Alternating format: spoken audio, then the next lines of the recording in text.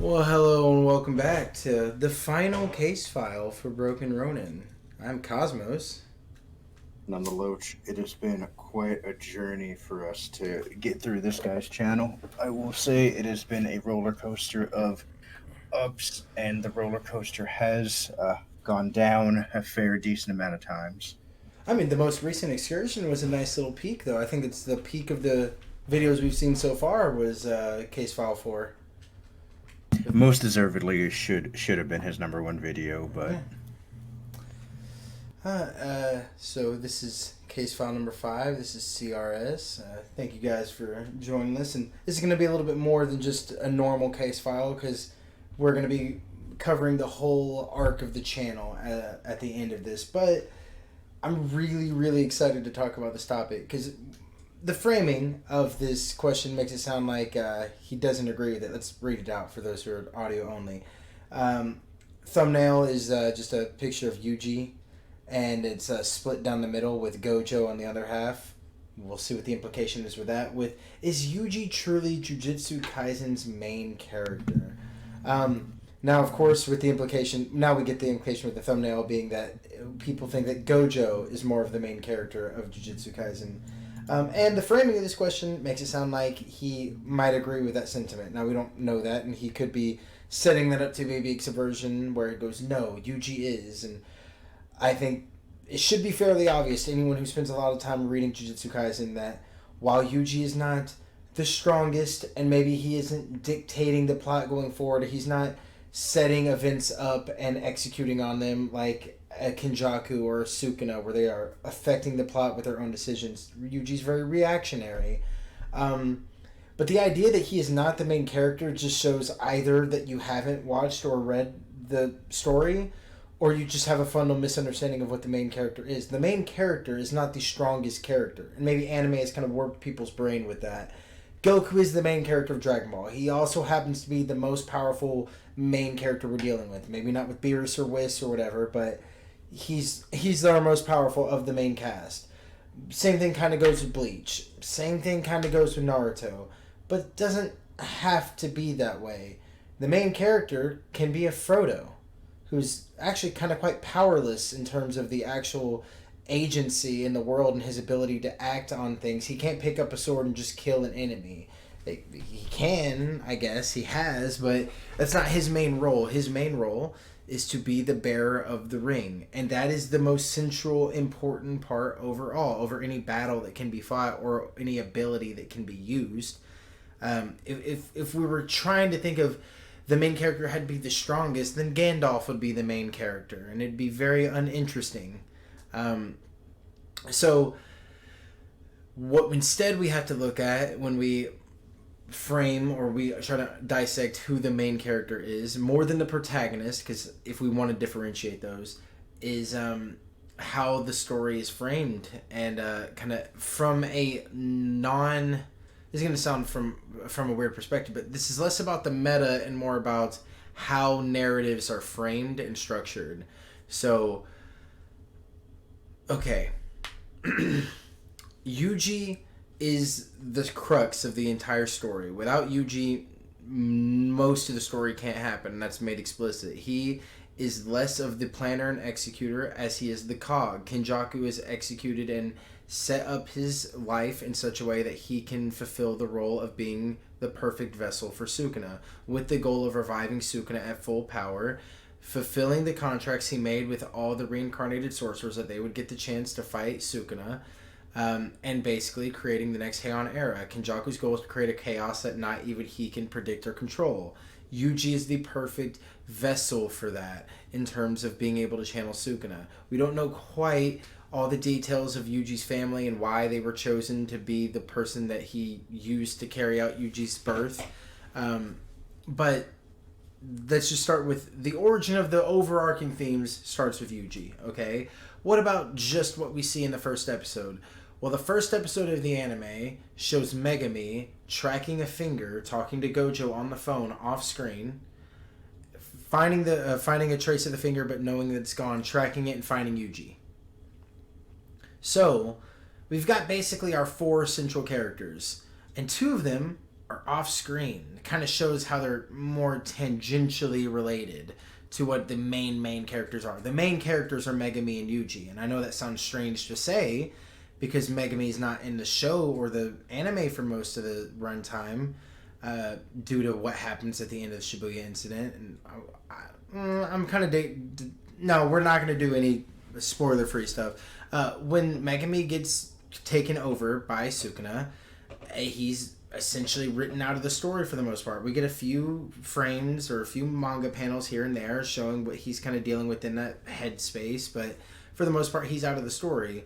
What makes him one of the main characters is his framing in the first episode surrounding the central plot. The finger of Sukuna, his interaction with Yuji, and getting Yuji to imbibe that finger has now kind of almost made a trinity of Yuji, Megami, and Sukuna. That's how the story started. That's how the story is going to end in one way or another, which we're seeing the final fight between Yuji and Yuta versus Sukuna in Megami's body. Perhaps that's how it's all going to end, with Yuji, Megami, and Sukuna being in Megami. But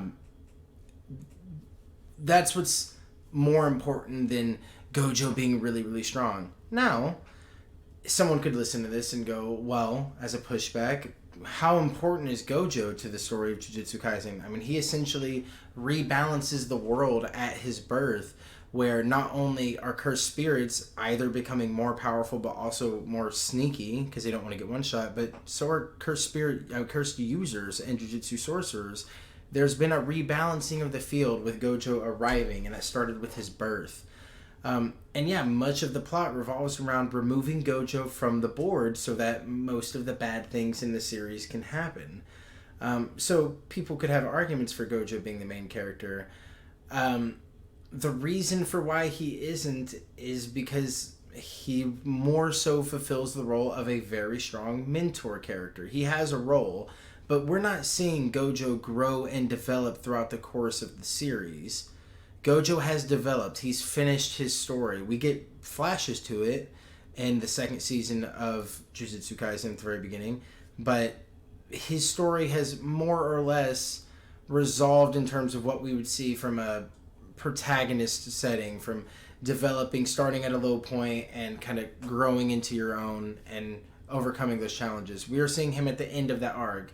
I think when someone was pitching Jujutsu Kaisen to me, one of the things he said is, you've got Yuji who's being trained by Gojo, and Gojo is basically already finished his anime. And that's kind of how it was phrased to me, and I really like that. But yeah, I mean, I wonder what the arguments are going to be and whether or not he supports them, but I'm really hopeful it's not just, well, Gojo's just so strong and he's so important because, you know, he's so strong that he's really the main character. And Yuji's so boring because he has no powers, which, hey, you guys can't say that anymore. 249, Yuji has fucking powers. Get fucked, all of you guys. Well, I mean, he had powers from the very beginning. He was punching through reinforced fucking concrete, but you guys, you know what I mean. I think it's really interesting because, like, whenever I see the title of this video, it makes me want to presume this video is from a decent while back, because this concept for the title of this video really makes it seem like this would be something you would just kind of pump out whenever the anime is really out and with its first season, where you have a lot of people fanboying over Gojo and everything like that, which justifiably. This was made 5 months ago. I went and looked. But whenever I'm looking at it, I see this is 5 months ago. I really would hope that he's not going to go into that, because if this was made for anime onlys at the time whenever season 1's coming out, making this video talking about Yuji versus Gojo being the main character in quotes, I could see it being a lot more justifiable. Well, I mean, just to real quick push back on that, let's just talk about screen time for a second. How much is Gojo on screen compared to Yuji in season 1? Gojo's in like 4 scenes. He's very much off doing other things. Like during the Cursed Moon arc, he's off doing something in Africa with Yuta, or maybe that's not what he's doing. I can't remember. But he's overseas dealing with something else in the Cursed Moon arc. He's there for like 1 or 2 scenes after the Cursed Moon arc when Yuji comes back to like do the movies thing, and I'm trying to remember if that's. No. The movie thing is before that. So yeah, it's before the first one. Yeah. So there's like one or two training scenes in the middle of the Jogo. There's like the movie scene before that. Then you have him fighting Jogo, and then him teleporting Yuji there. Then you have the Cursed Moon arc where Gojo isn't there. Then Gojo appears at the death of Yuji, and then hides him away. And then we get Nanami for basically the rest of season 1. Gojo doesn't show up in season 1 until... I'm actually wondering if he does show up. No, he shows up at the very end of season 1 to do the Hollow Purple. He appears at the exchange event, and Yuji and Todo are jumping Hanami, and then there's like a barrier that only allows Gojo to come through, and there's the coat rack guy. And he basically just fucking one-taps the coat rack guy. And then he does Hollow Purple on Nanami. And I think that's all you get of Gojo in season 1. Meanwhile, everything that happens to Yuji from the day he eats the finger to the ending of season 1 is basically from Yuji's perspective. You follow him the entire way. In fact, you follow Yuji more than any other character because Yuji's death is faked, and so we follow Yuji while we only get kind of cutaways to what's happening during this interim period with Megumi and Nobara, where they're just kind of training at the Kyoto school, I think.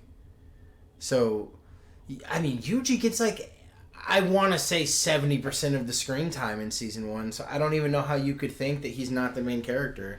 Just in terms of like, I am watching a show about what... Okay, I think that I could talk about the story of Jujutsu Kaisen without mentioning Gojo.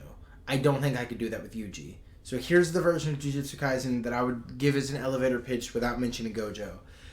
It's a story about a boy who eats the finger of like the most powerful demon of all time, and what happens as a result of that.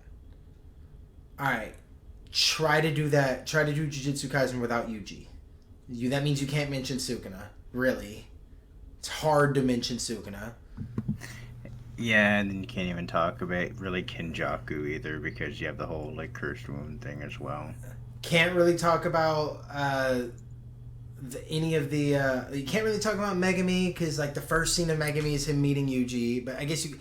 Like, what would it be? A story where people use cursed abilities to fight monsters, and there's a really strong demon who has 20 fingers, and he's threatening to destroy the world. Like, that's how vague you would have to be, whereas I could give you the exact...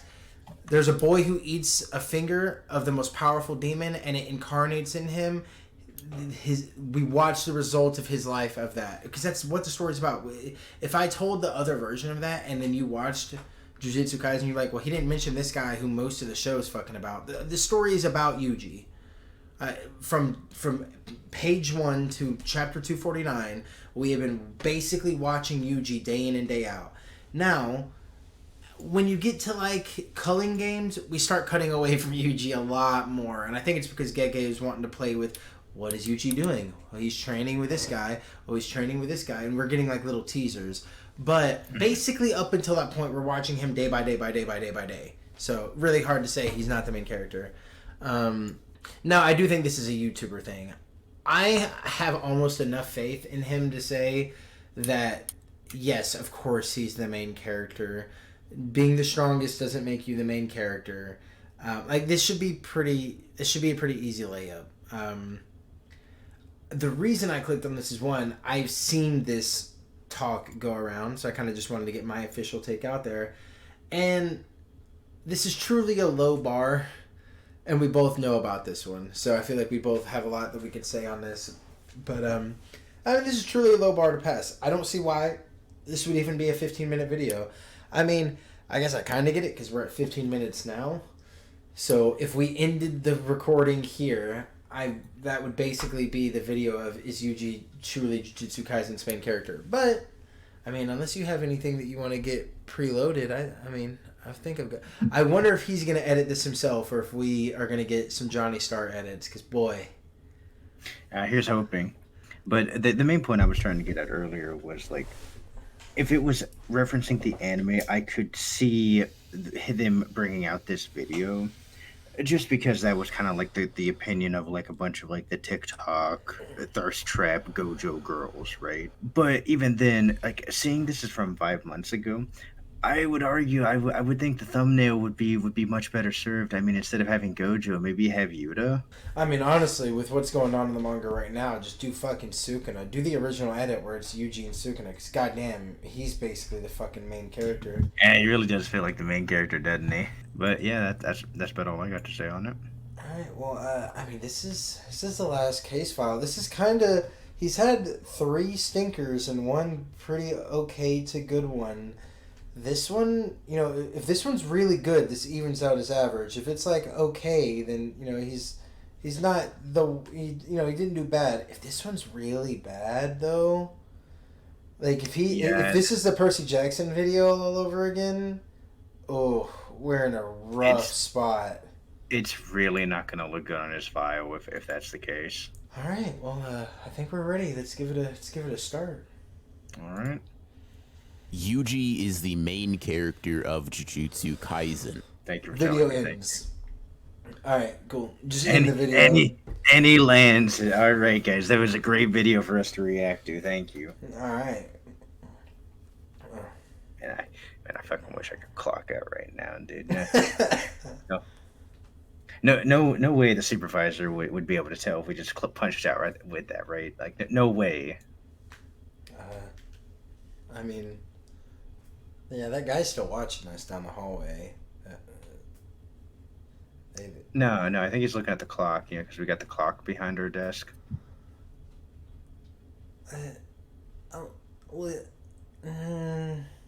Let's give it like 20 minutes and see if they just leave early for lunch or something. Maybe we can sneak out. Okay, yeah, that's a fair point. Okay, yeah, sure. As a Jujutsu Kaisen fan myself, I thought that this statement was common sense because, I mean, obviously that's the case. But for quite a while... Yeah, you would think. Right, yeah, okay. I mean, yeah. I'm glad that he's on our position, right? I mean, it seems like he is agreeing with us 100%. But, the Lobotomy Kaisen fan base does tend to have some interesting opinions when it comes to their manner of doing things. Well, unfortunately, with how a lot of people's brain works, because he's not super duper powerful and got super crazy cool abilities, like the amount of people I've seen saying Toto would be a better main character for Jujutsu Kaisen than Yuji, and say, no, you're letting your heart speak for your brain. Look, I like Toto, okay? Who doesn't like Toto? But the idea that you have to have a cool wacky power or you have to be really interesting, like, ah, man, is there no room for kind of just some narrative depth? Again, I am of the believer that My Hero Academia could have taken the route of Deku is always kind of really weak and underpowered. Maybe that One For All never incarnates that well in him. But he has the ability to do good, so he works harder than anybody else. Like, I was of the hope that All For One wasn't going to be that overpowered. And he actually had to still work for it, and he still became the number 1 hero. And that was going to be a reveal for All Might, that All Might's power actually isn't that great, but because of how hard he worked, he became... Anyway, this is a complete tangent, but the idea that hey, guys, Yuji can manipulate souls. Are you fucking happy now? Is he the main character now, guys? Now that he can do soul swap and he can do, like... It's so obnoxious because it feels like you have these fans that if a character doesn't reach a certain power threshold, they're not deserved of being the main character. Yep, but then you also have that same group of people where if a main character hits a certain threshold of power, they're no longer deserved of being the main character. It's really weird. Well, and then you have the weird thing of Yuji is extremely unusual and powerful, guys. I understand he just punch and kick, but without soul manipulation, let's keep in mind, his body's got some kind of heavenly restriction like Maki's. He's not quite as fast and strong as Maki, but he's faster and stronger than the average human, to the point where he can leap multiple stories, punch through reinforced steel. In fact, there are some people and some speculation that he doesn't have a heavenly restriction because he has cursed energy, but he might actually have a more durable and fast body potential than Toji and Maki. We haven't gotten that confirmed, but so this is a really interesting theory, and this is going to be a small little tangent, but you know how when Sukuna takes over someone's body, he enhances all of their abilities and techniques, like to the point where you see when Megami summons Nue, and then it's basically like the size of him, maybe a little bit bigger, and then when Sukuna summons Nue, it's like the size of a building.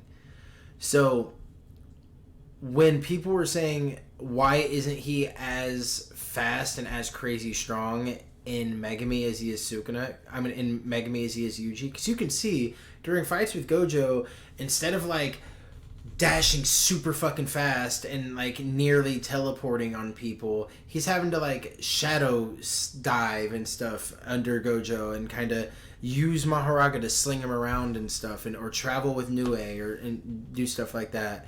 Whereas when he's fighting in Yuji's body, bro is almost just teleporting in the air, just flying around, dodging massive meteor by like just sitting on top of it, ripping people's arms off before they can even register their arm has been ripped off. So the idea would be that Sukuna he's not really enhancing anybody's techniques or making them stronger. He's just able to fully utilize them. So the idea would be that just like Megami could hypothetically get to a point where he's, not even through stats, just through understanding his ability, could manipulate and make Nue just as big and just as powerful, perhaps Yuji could do the same thing, which would make him way stronger and faster than Toji. It should be really interesting. But that aside, I understand he just does punch kick and divergent fists and stuff. But I am more interested in Yuji based on his mindset, based on how he got here. How can a boy who goes through most of his life without knowing anything about curses pretty much fall into it very easily? And then when we actually just get to his abnormality in terms of growth as a Jujutsu sorcerer, so he is able to survive incarnating Sukuna, whatever. Then he goes and fights with Nobara, and again, able to punch the reinforced skill, whatever, fights that cursed spirit and is able to defeat it, and then trains with Nanami and with Gojo to learn basic manipulation, fights Todo, who's a grade 1. So keep in mind, this is a guy who's learned basic energy manipulation and maybe some basic hand-to-hand with Gojo, learning Divergent Fist, and mainly also just relying on... he also had some karate training from his grandpa, but everything else has just been learning and picking up on his own. He then fights Todo, who's a grade 1 sorcerer who kills like 100 demons during the nightmare parade of 100 demons, whatever the fuck, during Jujutsu Kaisen 0. Fights him hand to hand and actually starts beating him, and then he and Todo fight a disaster cursed spirit. That is, I mean, if we want to talk about how fast Yuta grows, he like trains for 6 months and then he's able to fight a special grade a special grade Jujutsu sorcerer in hand to hand. Yuji's been maybe training for what, like 3 to 6 months, and he's hand to handing a disaster cursed spirit. And he lands 4 black flashes in a row, immediately tying the record. The only person being able to do that before is a very seasoned and experienced Jujutsu sorcerer. Who has powers that lean towards him being able to black flash better due to his ability of manipulation. Well, now that we know it's soul manipulation, that explains why he's able to black flash so much. Because black flash is all about resonance of the soul and being able to release. And well, what makes soul manipulation so broken is cursed energy is all about the soul. So being able to manipulate your soul in a universe where the power system is reliant on how well you can manipulate your soul, dog. You talk about Gojo being broken. Yuji just might have gotten the strongest power in the verse, and a lot of people have been theorizing that's what he would get since he's aware of his own soul and his relationship with Mahito. Like, it all fits. This is how you do an overpowered power reveal in a manga. For people who think this is bad, I haven't run into anybody like that, but you get nothing that confirms that he has soul manipulation up until 249. And then once that's revealed, just everything falls into place. It's like, oh, all that makes sense. How he's able to suppress Sukuna, because we never really got that answer. Perhaps why his family was chosen by Kenjaku. Maybe because Kenjaku knew that his inherited technique or his manifested technique would be soul manipulation. Why he's able to resist Mahito. Why he's aware of his own soul.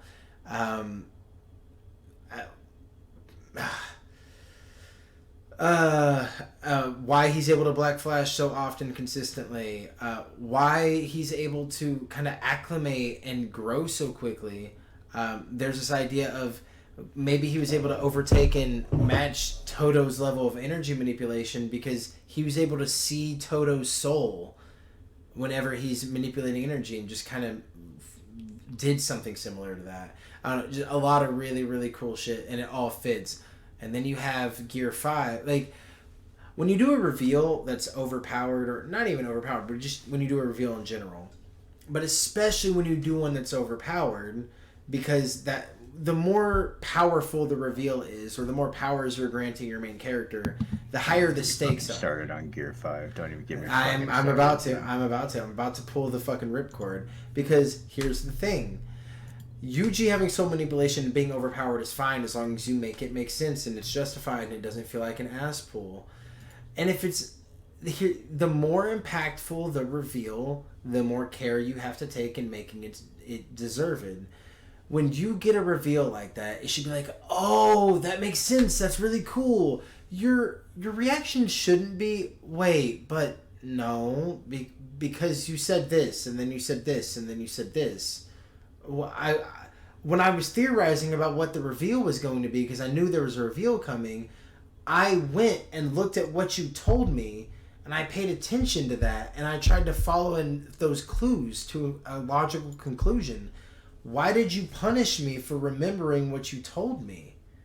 And so this is how we're naturally leaning into why Gear 5 is one of the worst things to happen to not only One Piece, because it's probably the worst thing to happen to One Piece, but it's probably the worst thing to happen to like a shonen anime in recent memory.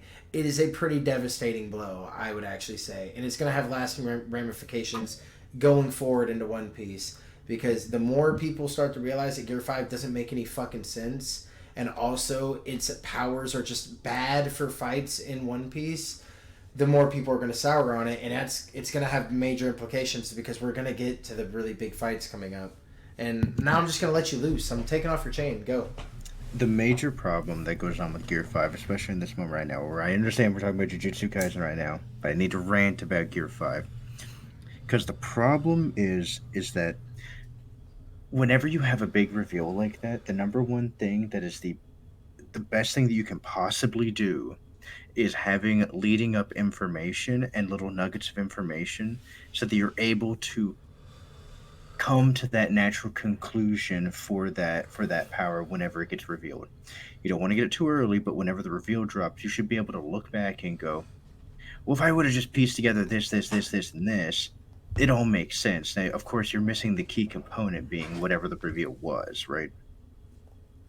But the problem implicitly with Gear 5 is that you get a general kind of reference with there being a sun god, and then you immediately cut to 700 chapters later where you have a character they're fighting against go, wait, that day all those years ago when I lost the god fruit. Oh no. Oh god, no, not the Nika fruit TM. I can't believe he got it, dude. That is the god fruit that will cause him to become Joy Boy TM that the world government didn't want to have. Like, it is so horrible, and like,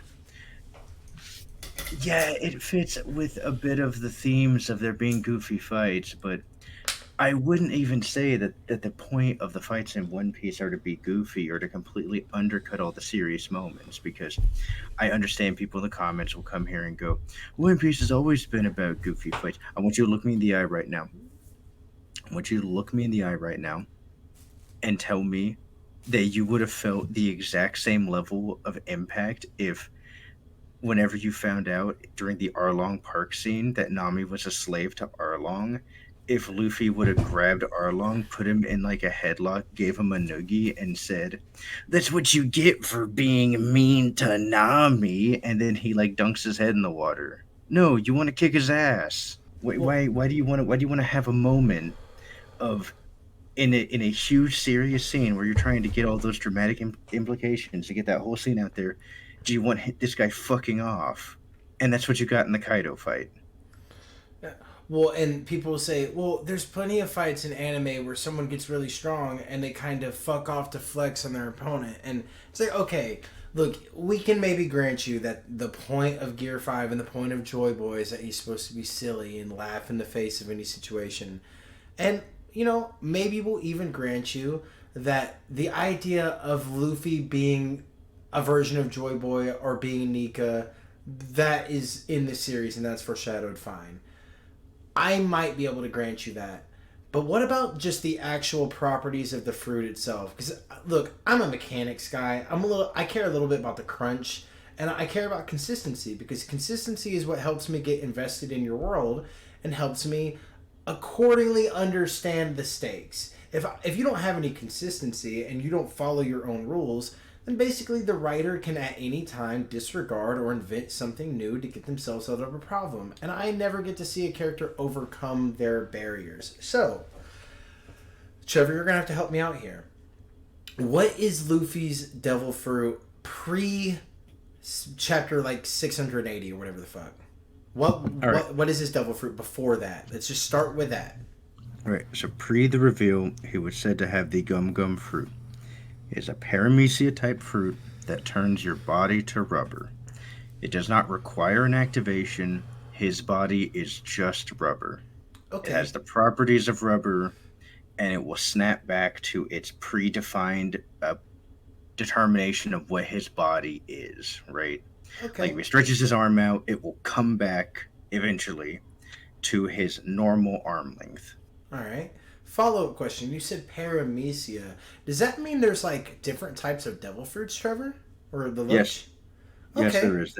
There are 3 different types. There are Logia, which the defined meaning of Logia is that they can create, manipulate, and become an element. Specifically, has to be an element. Okay. So it has to be lightning. It has to be, ice. It has to be something naturally occurring. Mm-hmm. Then you have zone types. They just let you transform into an animal/animal hybrid. Okay. Now getting a little bit further, there are other classifications, but those are the main 3 distinctions. Yeah. Let's start basic. Now, just a follow-up question. Do all those fruits just behave the same? Like, for example, if all 3 of those fruits were eaten by someone and they all 3 activated their power and then got touched with sea prism or got touched with seawater or were dunked in seawater, would they all behave the exact same, or would you have different reactions depending on their different fruits? So the reaction to sea stone really depends on the fruit that they have. So a lot of the stuff that's been displayed has mainly just been like depending on whether or not their fruit deliberately has an activation to it. Okay. So if your ability is to make wax, right? And I cuff you with Sea Prism Stone, you can't activate the power to make the wax. Okay. But if my body's rubber, if I have the Gum Gum fruit, and you put Sea Prism Stone handcuffs on me, and I grab your arm, and I go to pull it, it will still act as rubber because there's no defined activation on your power. Mm-hmm. It'll just mean that my arm just kind of stays cuffed there, and I'm like dragging away from it. Yeah, exactly. You would be lethargic. You wouldn't be able to resist that much. But the main thing about Sea Prism is that it weakens Devil Fruit users, and they're not able to activate their powers. Okay, so you might say Seawater acts the same way. Okay, so then you might say that if someone was thought to have the paramecia devil fruit, and then we have someone who is confirmed to have a paramecia devil fruit. So let's say one who we don't know quite which type their devil fruit is. Maybe we don't even know what their devil fruit is, right? And then we see a paramecia. We know he's a paramecia. He says it. Other people have confirmed it. Like a doctor who studies devil fruits have said it. Okay, and then we see him get affected by C Prism, and we see how he reacts. And then we see that unknown guy, that he reacts the exact same way as that paramecia. Would that tell us that he's in fact a paramecia devil fruit user, not like a Logia or a Zone? It would be 9 times out of 10. You would need to have a very heavy narrative reason for it, and I can think of one. Okay. But even in that one example, it is flimsy. All right. So that one. No, go ahead. Finish your thought. So the one example that I can think of where that is flimsy does come to what gets defined later as it doesn't get officially defined, but there is another group of devil fruits which are like the specializations of the other ones. Right. So those are defined as whereas each of the categories have their lines in them. There are devil fruits who toe the line and dip into other ones, right? Right. Like good example is Katakuri. Katakuri has whenever he was first shown in the manga, it said he had a Logia type, but the problem is his fruit doesn't match with what a Logia type should be, right? Basically, he has all Logia properties, but he can turn into a food. Yeah, so it doesn't really make him a Logia. Exactly. So they changed his classification to a special paramecia. Special paramecia because it's a paramecia type that gives all of the qualities of a Logia without being a Logia. Okay. Well, I mean, I've been kind of dancing around it for the sake of entertainment, but we have seen Luffy get affected by Sea Prism Stone and by seawater, and he reacts and behaves like a paramecia, right? Doesn't behave like his own. Doesn't behave like a Logia or a special paramecia. He reacts like a plain old ordinary paramecia most of the time, right? At every time shown, and I see what you like. I know exactly where we're going with this, which is talking about the Arlong Park scene where they stretch his head out of the fucking sea. And the problem with it is Oda has deliberately used the one out he has, which is the one thing he hasn't fully fucking defined, which is mythical zones. So that's what I was saying, where there is technically one out, but I'm not a fan of it because it feels like you're just reaching into the air and you happen to grab the one little bit of space that you haven't defined yet, so you can kind of cram in a justification. Well, it's. I think from your perspective, you're trying to work your way backward. I'm trying to, from the perspective of someone watching the show. You're watching the show from the first episode. You don't have any meta knowledge. You're trying to be like a detective. You know there's a big reveal coming up. Maybe your friend said there's a big reveal coming up. Let's see if you can figure it out before it happens. So you're going full detective mode. You're like, okay, there's 3 devil fruits: Paramecia, Zone, and Logia. They react and behave kind of similarly under certain situations, but there's little differences, and there's little details here and here and here that tell me that for sure he is a paramecia.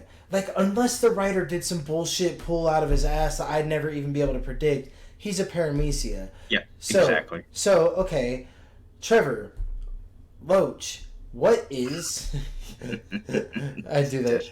I know. What is Luffy's actual devil fruit? He has a mythical zone of a sun god who was not shown to have a name until chapter 900 something, in which that was also the same time where that fruit got revealed, and then less than 10 chapters later he turns into that god. Okay, and so he's a mythical zone, not a paramecia, and I would have been able to figure that out because those chapters before where he reacts like a paramecia, I should have just thought, well, maybe he's one of those weird mythical zones that behaves exactly like a paramecia until he gets through a mental breakage. That's Here's the problem, right? uh Exactly what you were talking about with us having to go back and reverse do it. So whenever we go back and we look at this in reverse, you can kind of see the train of thought, right? You can see the concept of, oh well, okay, well if you have a special paramecia that's able to act like a zone, then I guess you could technically have one of these zones who could dip its toe into the paramecia and then have this be an aspect to it.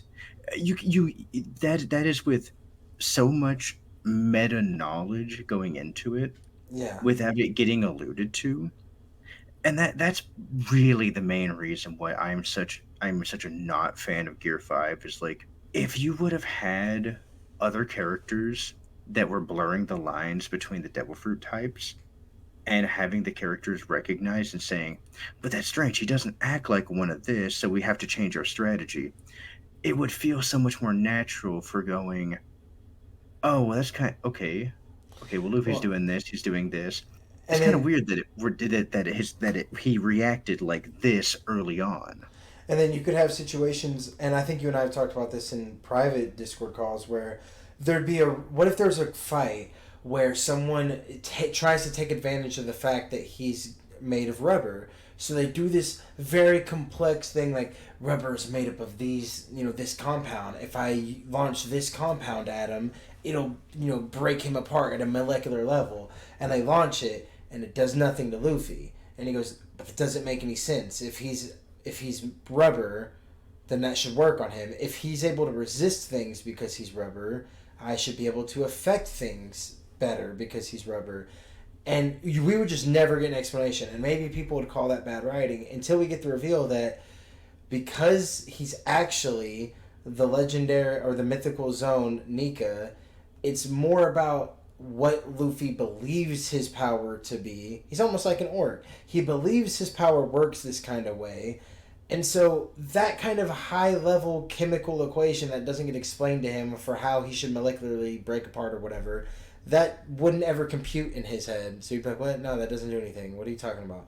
And Also, I just want to say just a general fuck you to the One Piece fans who try to go, oh no, see the Nika thing makes so much sense because no, do you ever wonder why Nami's able to hurt Luffy even though she doesn't have hockey and Luffy's made of rubber when she hits him? you're reaching. It's like fuck you. You're taking a gag and you're trying to reverse engineer bad writing. Fuck off.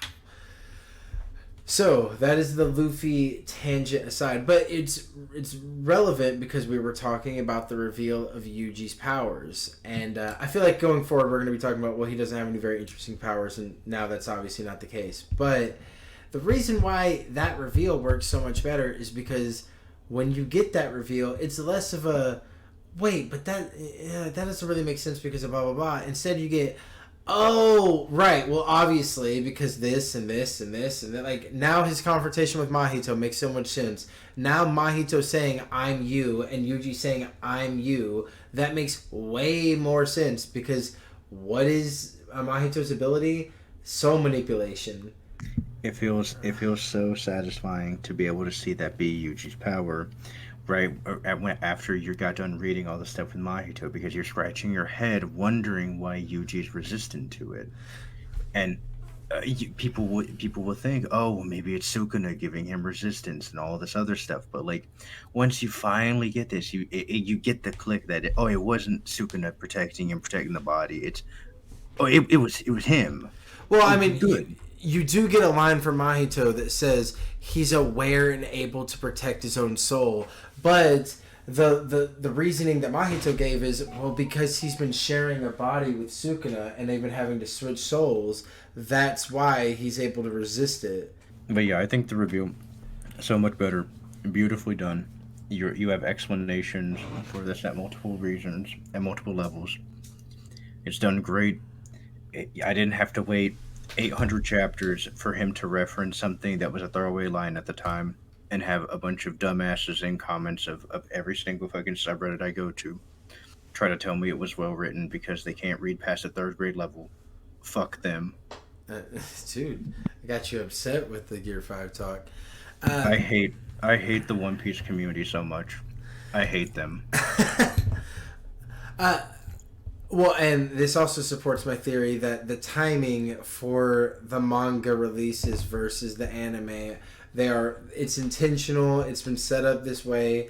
You got to think about, we just got the big Yuji and Mahito confrontation with the ending with Yuji going, "I'm you," and that's basically the ending of season 2. And what's the next big thing that happens in the manga? The reveal of Yuji's powers of soul manipulation. So the line, "I'm you," makes so much more sense. That can't be coincidence. I mean, we have the Nanami's death episode was timed nearly, I want to say, within a week of Nanami's death being referenced again in the manga with Higuruma dying.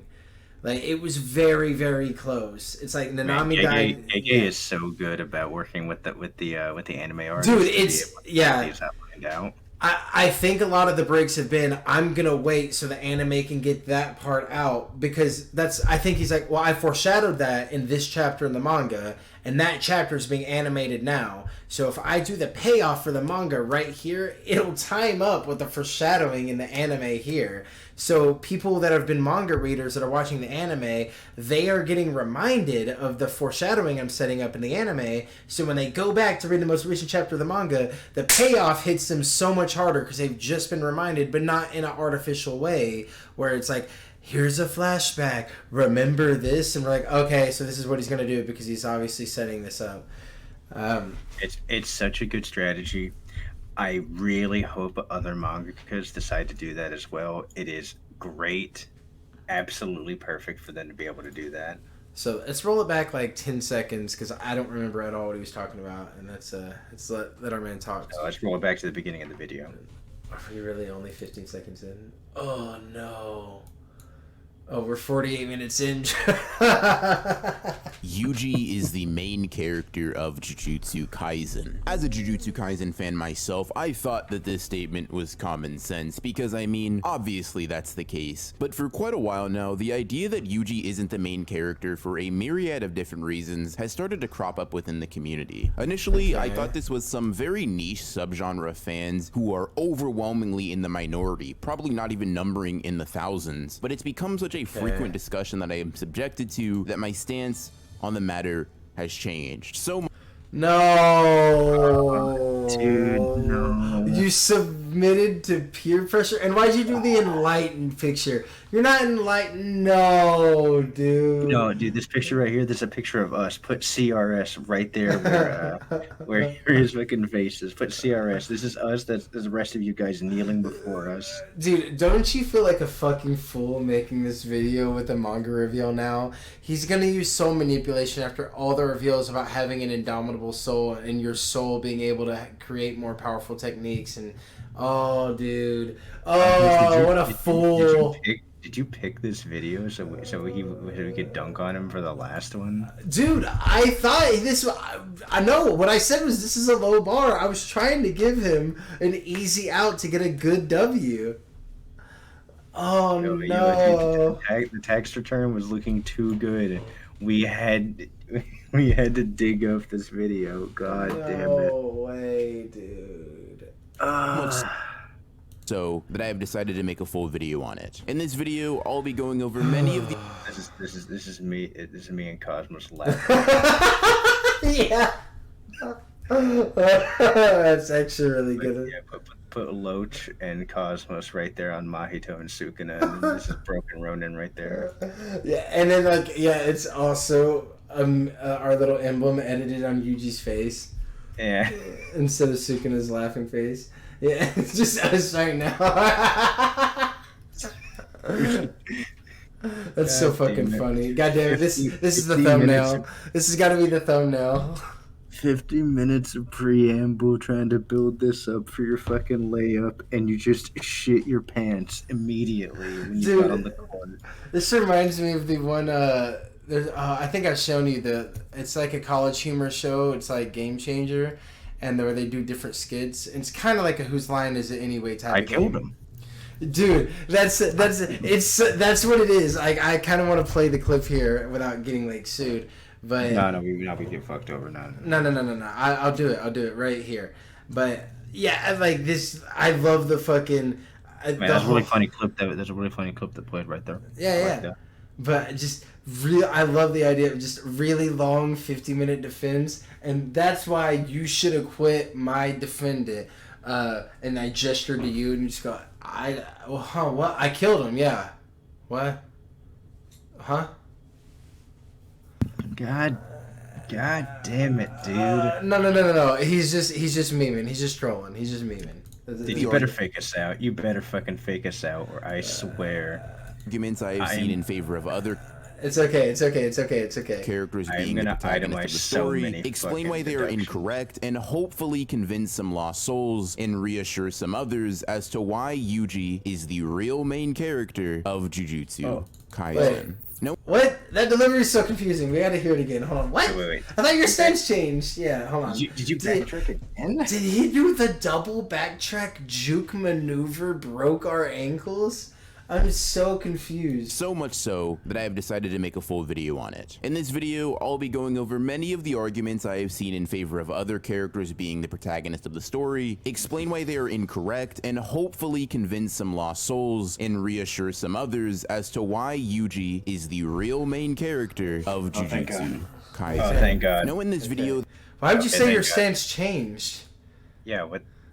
So You you're saying scared us for a second. You scared us for a second, dude. So you're saying in the beginning you agreed with them, and then you changed to liking Yuji? Yeah, I don't know. Hey, Whatever. I'm just. Hey, thank God you fucking fool.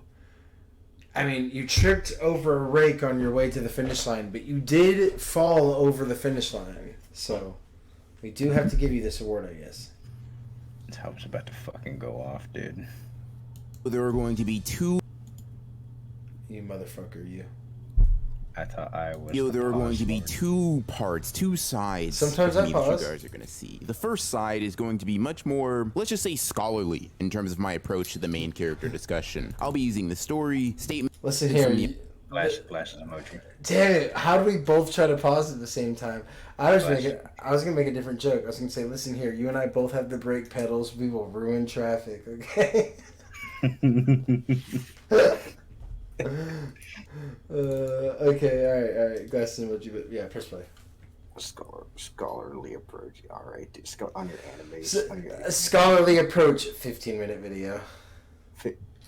14-minute anime breakdown video. Taking down Lobotomy Kaisen. And look, it's not like we're saying we have a scholarly approach, but we just had a 48-minute conversation about why Yuji's reveal is so satisfying as the main character with his overpowered ability. I'm not calling myself a fucking scholar. I'm not. I know you're not. That's not what I was saying. Fucking scholarly approach as I fucking RKO middle schoolers with my book report. The author, and generally speaking, more intelligent points to argue in favor of Yuji being the protagonist. The second side is going to be me being a bit less civilized. There will still be facts and good arguments here and there, but you'll also be to hear an... Oh, what do you mean by that? Hell yeah, dude. What do you mean you're going to be less civilized? This second part, I might have to get a little bit savage on the hose. Like, what do you... Listen, man, in this second part of this video, things are going to get a little bit interesting. LTG is going to come out. Let me tell you what. Your life serves no purpose. You are like a summer ant. Just Sukuna talking to Yuji. Yeah, I'm gonna seal you up. I'm gonna stomp you up. You're gonna keep coming. You're gonna keep coming by. Why? Because you keep smelling the syrup. You should kill yourself now. 4 or 5. But before we even get into that, let's start by taking a look at the misconceptions themselves. When looking at the people who think that Yuji fails as a... Okay, it's too funny a meme. Sukuna is the kill yourself now, and Yuji is the you should love yourself now. Your life serves all purpose. I'm just imagining when Yuji sees the Shibuya, as he just sees the black void, you just hear the thunder crack in the distance. Dude, if you... Okay, If there was ever a Jujutsu Kaisen abridged, you would have to make Sukuna just voiced by the low tier god. Like, I don't care how much money it would take. Low tier god has to voice Sukuna. AI. Oh, true. Yeah, but yeah, you have low tier god voice Sukuna, and then just you would play it up a lot more like Piccolo and Kami in the Dragon Ball Z abridged, where Sukuna's talking a lot more in Yuji's head when he's in Yuji's body. So it's just Yuji does anything, and then just Sukuna's like, "Bitch," and he's like, "What? Why? I'm not even doing anything. Just didn't want you to think too highly of yourself." I was thinking of the joke where like anytime somebody walks up, you just hear in Yuji's mind, you just hear cleave, dismantle, cleave, cleave, cleave, dismantle. You're like, dude, you can't stop, chill. Strong cleave. Yeah, dude. Just anytime anyone gets by, oh, they look delicious, dude. Can you not think that in my head? No. Main character, or even worse, simply isn't one. I found that there are 3 different ways that they mainly attempt to make their point. The first is that Yuji can't be the main character because he isn't the strongest or most influential. I hate this point. Well, yeah, it's just such a ridiculous point. Read more stories. It is such a fucking stupid point. Guys, Brain dead take. Guys, did you know that Harry Potter is not the most powerful wizard in Harry Potter? Did you know that? What? It was only good when he had the Master Wand. Did you know that Frodo is not the most powerful character in Lord of the Rings? What?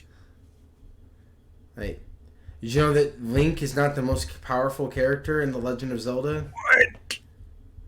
But he has the Master Sword. Yeah, there's a guy who literally has a Triforce of Power. Who do you think is more powerful, big dog? Link, because Link wins. Link wins with like the power of friendship and a lot of fucking like help. That's why he's the strongest. No, Ganondorf gets jumped nearly every time. It's just fine. It is true. Yeah, normally you need to have the 2 Triforces, the 2 parts. Yeah, I mean, in Wind Waker you jump them. In Breath of the Wild, do you jump him with Zelda? I can't remember. Ocarina of Time, you jump him. Breath of the Wild. Well, in Ocarina of Time, do you jump him? You play tennis, and then she gets walled out by an arena of... But she gives you the light bow, which is like her power, basically. I count that as a jumping, because that's not Link's own power. So any time where Zelda gives him the light bow, that's a 2-on-1. True. And that's like every fight. Yeah. So actually, that's actually a really good point. Yeah, Ganondorf never gets the ones. Because he would win. I mean, dude is fucking big. I wouldn't look. I wouldn't fight him fair either. I'd shoot that guy immediately. So you're trying to tell me if you're going to fight Ganon, and he just casually looks at you and he's like, listen, I have the Triforce of Power. Bang, bang, bang, bang, bang, bang, bang, bang, bang. He tries to shoot him. Yeah, just immediately. Like, if he walked up and slapped my girl's ass, and then like he tries to square up, I'm like, yeah, hold on, let me enter my stance. Just like, and then you just unload a full clip into him. What's with the get up, pal? Is it Halloween or you're just ugly? Looks like I'm not the only one getting blown tonight. I'm gonna have to just do like a half opacity green text on there. So the people that know what we're talking about. The people who don't, yeah. You be going on your own journey down the green text aisle. It'd be a dark and treacherous path, lest you find. Dude, that's my favorite green text, though. It's so funny. Have you met Mayor Sneed, or like I like to call him, Chuck? Ah, what the. Looks like you're not the only one getting blown tonight. Oh God, my favorite green text. Oh man, I'm trying to remember what the exact one is, but fuck. Well, describe it. Come on. I know a lot of them. Oh man, this is where we're gonna get into how my brain's been fried. Because I'm trying to remember what is a green text and what's like a Tumblr thread, which I know is like super cringe, but. The Tumblr thread that I really, really like is the 3 weed-smoking girlfriends. Have you heard of that one? I don't know that one. Oh my god, it's so funny. I can't even do it justice by describing it. I'm just going to have to, like, Send it. Yeah, just send it to me after this. I'll send it to you. It's so fucking funny. No. Okay, well, the green text I really like. The green text I really like is the Gorilla Chow green text. Do you know that one? Yeah. Where he's like, I only do gorilla based workouts, and everyone in the forum is like, what do you mean gorilla based workouts? Well, no, I don't know about that one, but I think I know what you're talking about. No, there's one where a guy breaks down his protein intake, where he's Where he's talking about how he orders bulk gorilla chow and uses it because the macros are gone. Yeah. Well, no, so he goes in describing that, and then in the second part of that post, they ask him what his routine is, and he says he does gorilla-based workouts, like a bunch of he goes to the local park and he swings around on the jungle gym, and he does a bunch of curl-ups and stuff like that. Oh, that's so fucking funny. And then he posts his gains, and the guy's fucking massive. Yeah, I do see that post physique, please, Anon. Dude, the other green text I really like is the zinc green text. Do you know that one? The one where the guy poisons himself with what is it He's taking 120 milligrams of zinc a day. Yeah, he's taking what is it 800% of his daily allotted amount. And he's coming literal quarts, and the replies are Anon. Anon, you're going to die. Fucking please stop. No, I need to take my zinc tablets and my lechin granules. The funniest part of the green text is when he's yeah, the most recent times I've come so long and hard, I get kind of headed and pass out, and I wake up covered in gum. Is that normal? And people are oh no, Jesus Christ. And then Google recommended daily allowance of zinc, and it's 12, and he's taking 120 million. Where did you get those? And he's I've been ordering horse tablets.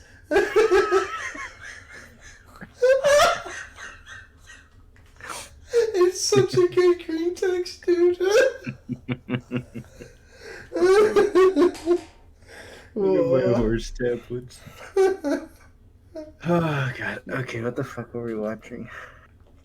Oh, we're talking about the really dumbass plot point of in the title of strongest currently goes to either Gojo or Sukuna, and as of right now, Yuji isn't even a top 5 character in the series when it comes to influence. This is probably the most common form of argument I've seen going against him, and while I can somewhat understand why someone would take these bits of information and draw the conclusions that they have, the foundation of their argument would make Swiss cheese look solid. The second point I see people bring up tackles the idea that he simply doesn't do anything. For large stretches of the series, Yuji is not the POV character, nor is he the one that we hone in on, and because of that, apparently he... Well, I mean, I guess if we're talking about later parts of the manga, but I mean, yeah, I'm really confused by that. What do you mean he's not the focal point, or we're not focusing on him? We strictly follow his perspective for the most of season 1, most of the manga up until we do the flashbacks before the Shibuya incident. Then we do Shibuya incident where, again, we're mainly following Yuji's perspective until we cut to Gojo. Well, we cut to a bunch of different people, but Yuji's Shibuya incident kind of splits the perspective among a bunch of different people, but we're definitely following Yuji, and then it definitely picks up when he fights Choso, gets nearly killed, and then he gets force-fed fingers. So, I don't know, this is a weird take. When most of Shibuya incident we're following Yuji. The next arc after the Shibuya incident is the Yuji Itadori extermination arc. Then you have Culling Games.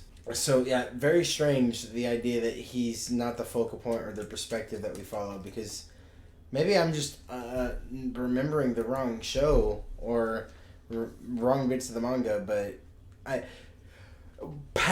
once you get into Culling Games and you get into that kind of area, yeah, Yuji starts taking more of a backseat, and we start getting into the area of what is Yuji up to. He's doing some kind of training, and he's prepping for something, because he's trying to get strong enough to fight Sukuna. I I think this video was made during a point in time of that lull of Yuji not being as prevalent in the story at that time in the manga. But then, like, during that same time, while we're watching the anime, he's taking a front seat. So I think it's just one of those things where at the time he made this video, he's not as present in the manga, and so this is an easier viewpoint to have. But when you're actually thinking about the story overall, no, there's no way I can agree with that. He's definitely most of the focal point perspective of the show. I think it's a really annoying point to try to say that, like, especially when it's like, dude, are you guys saying you don't want the side characters for us to be able to get more perspective on them?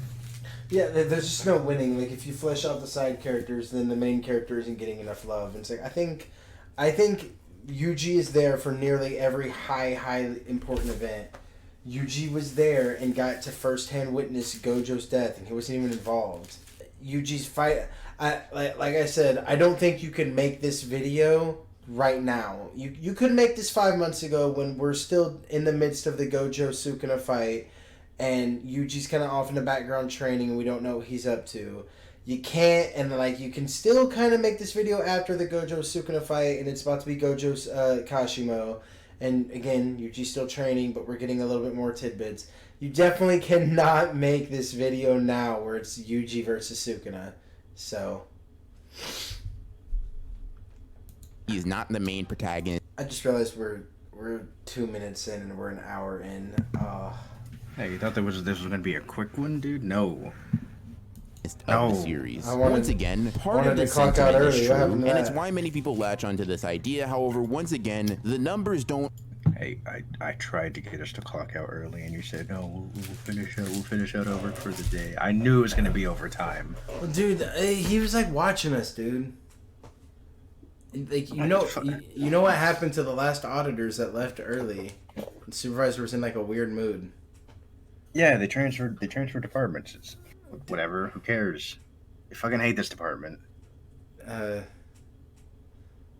Right, yeah. We'll talk outside of work. Quite add up the way people making this argument think they do. The third argument that I see most in the wild is probably also the most stupid, because a certain section of the fan base prefer other characters over him and think that because he isn't the most popular or well-loved in the series, he just loses his main character powers. What? Goku is not really... Actually, I think this is a great question. Is Goku the most popular character in Dragon Ball Z? Because I don't even know if that's true necessarily. I don't know that one, but I will say, and whenever it comes to One Piece is one of the anomalies where Luffy is consistently the #1 character. Let's see. And I know that's an anomaly when it comes to like the manga worlds, because Midori is not the #1 in My Hero. All right, let's see. So for the two, okay, so Goku is the most popular in 2004, and there's a 2008. Okay, and then the Sport Nippon, Goku's the most popular again, and then 2021 Super Manga characters, Vegeta was the most popular. So what, is Goku not the most main? Like, is Goku not the main character of Super? And then in Heroes, the main character is Mass Saiyan instead of Tarble, or not Mass Saiyan. In Heroes, the main character's name is like fucking. He might not even be fucking on here, dude. Damn. But yeah, and then Vegeta was voted most popular character in Manga Entertainment UK's 2018 Best Dragon Ball Z character poll. So yeah, like, the main character doesn't have to be the most popular character. And I mean, I just pulled up just one example, but yeah, Luffy makes sense being the most popular character. He's very likable and funny and energetic, and most of the story centers around him. But and you know, like I said, My Hero Midori is not #1. Yeah, I wonder if Ichigo's #1. Saitama is definitely not #1 in One Punch Man. The amount of people I talk to are like, "Oh, Genos is my favorite character. Oh, Bang is my favorite character." Or King all the way, baby. I'm a Moomin ride or die. I love that guy. I'm a king enjoyer. But yeah, like, and that doesn't make Saitama not the main character. He is the story is called One Punch Man. Okay, it's it's just weird that, like, that would be a fun show to do. Imagine you and I tried to do a show, like an animated, or like it wouldn't be like an anime, it'd be just like an animated action kind of show we did. But the whole idea is we started off with the main character, but at the end of every 5 episodes, or like maybe 3 episodes or whatever, take a character poll. We take a character poll. One character is it goes to their perspective. But we don't tell people that. I mean, unless you like went back and watched this video, we don't tell people that. We just start writing it to be differently. Like all of a sudden in episode 6, like they voted like this one guy to be their favorite character. So we just start getting scenes with him out of nowhere, and like the whole story starts centers around him. Yeah, just be like, yeah, like. What's happening with like your first? You started the show. You started the whole story with this character. Is he not the main character? Oh, he was. Well, people didn't like him. Are we ever gonna resolve his whole? Like, I thought his whole story is really interesting. Are we ever gonna find out? No. Well, I mean, him. Maybe. Vote him. If vote for him. Are you saying that you're only deciding on like writing based on whether or not people vote for it? Yes. That and money. Alright. Somehow. Now, I'm gonna be honest, this is just a dumb thing to think, and I hope that everyone watching this video can understand why I find it so silly to have this opinion. You get a point. Great take. The bar was on the floor, but goddamn, you didn't pick up a shovel. You stepped over it. Look at you go. Dude, good job. You made fun of the drooling dumbasses off to the side. Yeah, dude. Well, I mean, they probably haven't even been 15 yet. This is the enlightened take of someone who was once 15. Yeah, they're not qualified to even talk on this subject, really, because Yuji's like 16, 17. Now, there are certainly other sentiments that Yuji deniers like to perpetuate that strip of his protagonism, but those are much like Yuji deniers. Like they're a Holocaust denial. I don't know why that made me laugh. Just hearing Yuji denier, like, nah, I don't believe in Yuji. What, like he's not real. What, like the anime character, Bill? No, government's lying to you. That Itadori kid ain't real. Nah, you're trying to tell me that Itadori kid eats one finger a Sakuna? Uh-huh. And he doesn't kick the bucket? Well, I mean, he's got like a 1 in a billion. I mean, you could roll that hypothetically. Hey, let me tell you right now. What also has a 1 in a billion? That'd be the Powerball. Mm-hmm. And I ain't done won that yet. But someone done won it, ain't they? Nah, that's a government plan right there to keep us keep buying the tickets. So what? Yeah. So what? Like the government invented that Itadori kid. It's a good thing that Gojo guy is real. Yeah, I just like the Yuji denier. Like, I really want to do a conspiracy video. Like, Yuji is not real. The government's lying to you in 1957. Get everything about Yuji Itadori off the internet. No operator and Johnny Star are mad at me. They're I'll send in Broken Ronin. I'll send in no operator. I'll send everyone in my power. Listen to me. Listen to me. It's gay walks in. You get that damn stuff off. I don't care what you do. Yeah. You get that damn stuff about Percy Jackson off the internet. If Rick Riordan were to see that you scaled Percy Jackson to that level, we would have to move. I'm sending everyone in my power. I'm working on it. You scale it, you unscale it. I'm working on it. I don't know where to go. It's out of my control. You blow up the mountain, you unblow up that mountain. Oh. Less relevant to the discussion as a whole, and as such will be addressed later in this video. The first misconception that I brought to the table is probably the strongest one in terms of holding up to scrutiny, but that doesn't quite mean it's all that strong. You see, Thank you for making that clarification, because I was about to make that same one. Okay. Strength is almost never a litmus test for being the main protagonist. Yay! If it was, many characters that anime fans automatically understand are the main characters would be stripped of that title instantly. In fact, it's very rare in a battle shonen especially that the main protagonist is the unambiguous strongest character alive until the very end of the story. Typically, they start off rather weak in the grand scheme of things and slowly climb to the top through hardships and effort. Take Goku, for example. I will. I like him. All of us can agree is the main character of the Dragon Ball franchise, right? I mean, No, I'm just kidding. But It's Xeno.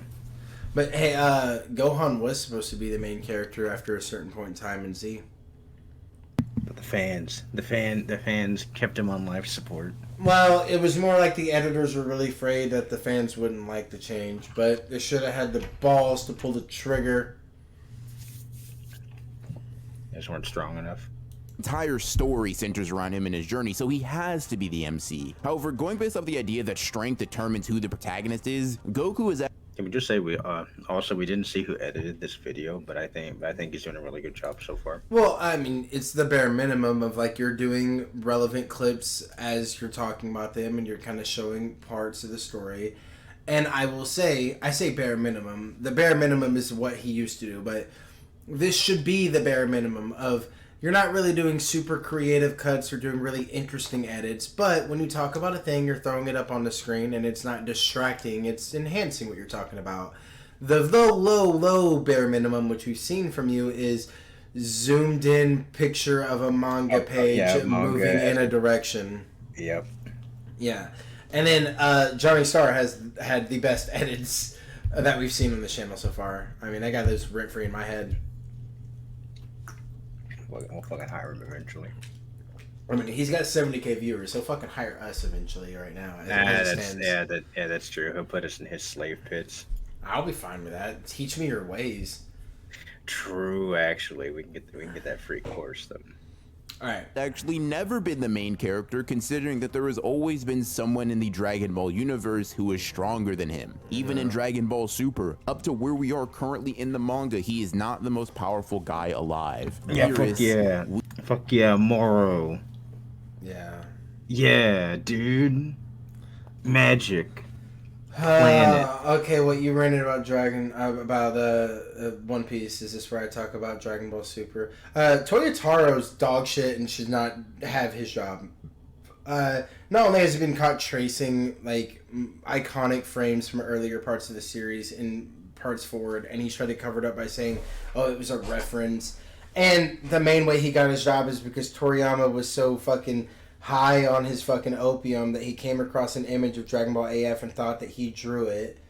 And so he basically hired him because he was really good at imitating his style. But God, there's no fucking way you can convince me Toriyama thought anything in AF was worthwhile, because have we seen any ideas from AF transfer over? No, of course not. He's just not good at his job. The best arcs in Dragon Ball have been through the usage of Toriyama's characters. Anytime Toyotaro tries to invent his own character or invent his whole independent arc with his own ideas, it is heralded as some of the worst dog shit in the entire series. Goku Black arc, I'm looking at you. Gas? What about gas, though? And granola? Look, this is what I'll say. I am refraining from full fury and judgment on things that are not animated yet. So... Yeah, it never will be. The Goku Black arc is... And people are going to get really hot in arms. The Goku Black arc is the worst thing in Dragon Ball to be put to animation. That is a really fucking hot take. There's no content officially licensed and made. Like, Dragon Ball GT is better than the Goku Black arc. Every movie that has ever come out for Dragon Ball Z is better. Even my favorite movie? What's your favorite movie? The Dead Zone. Yeah, easily.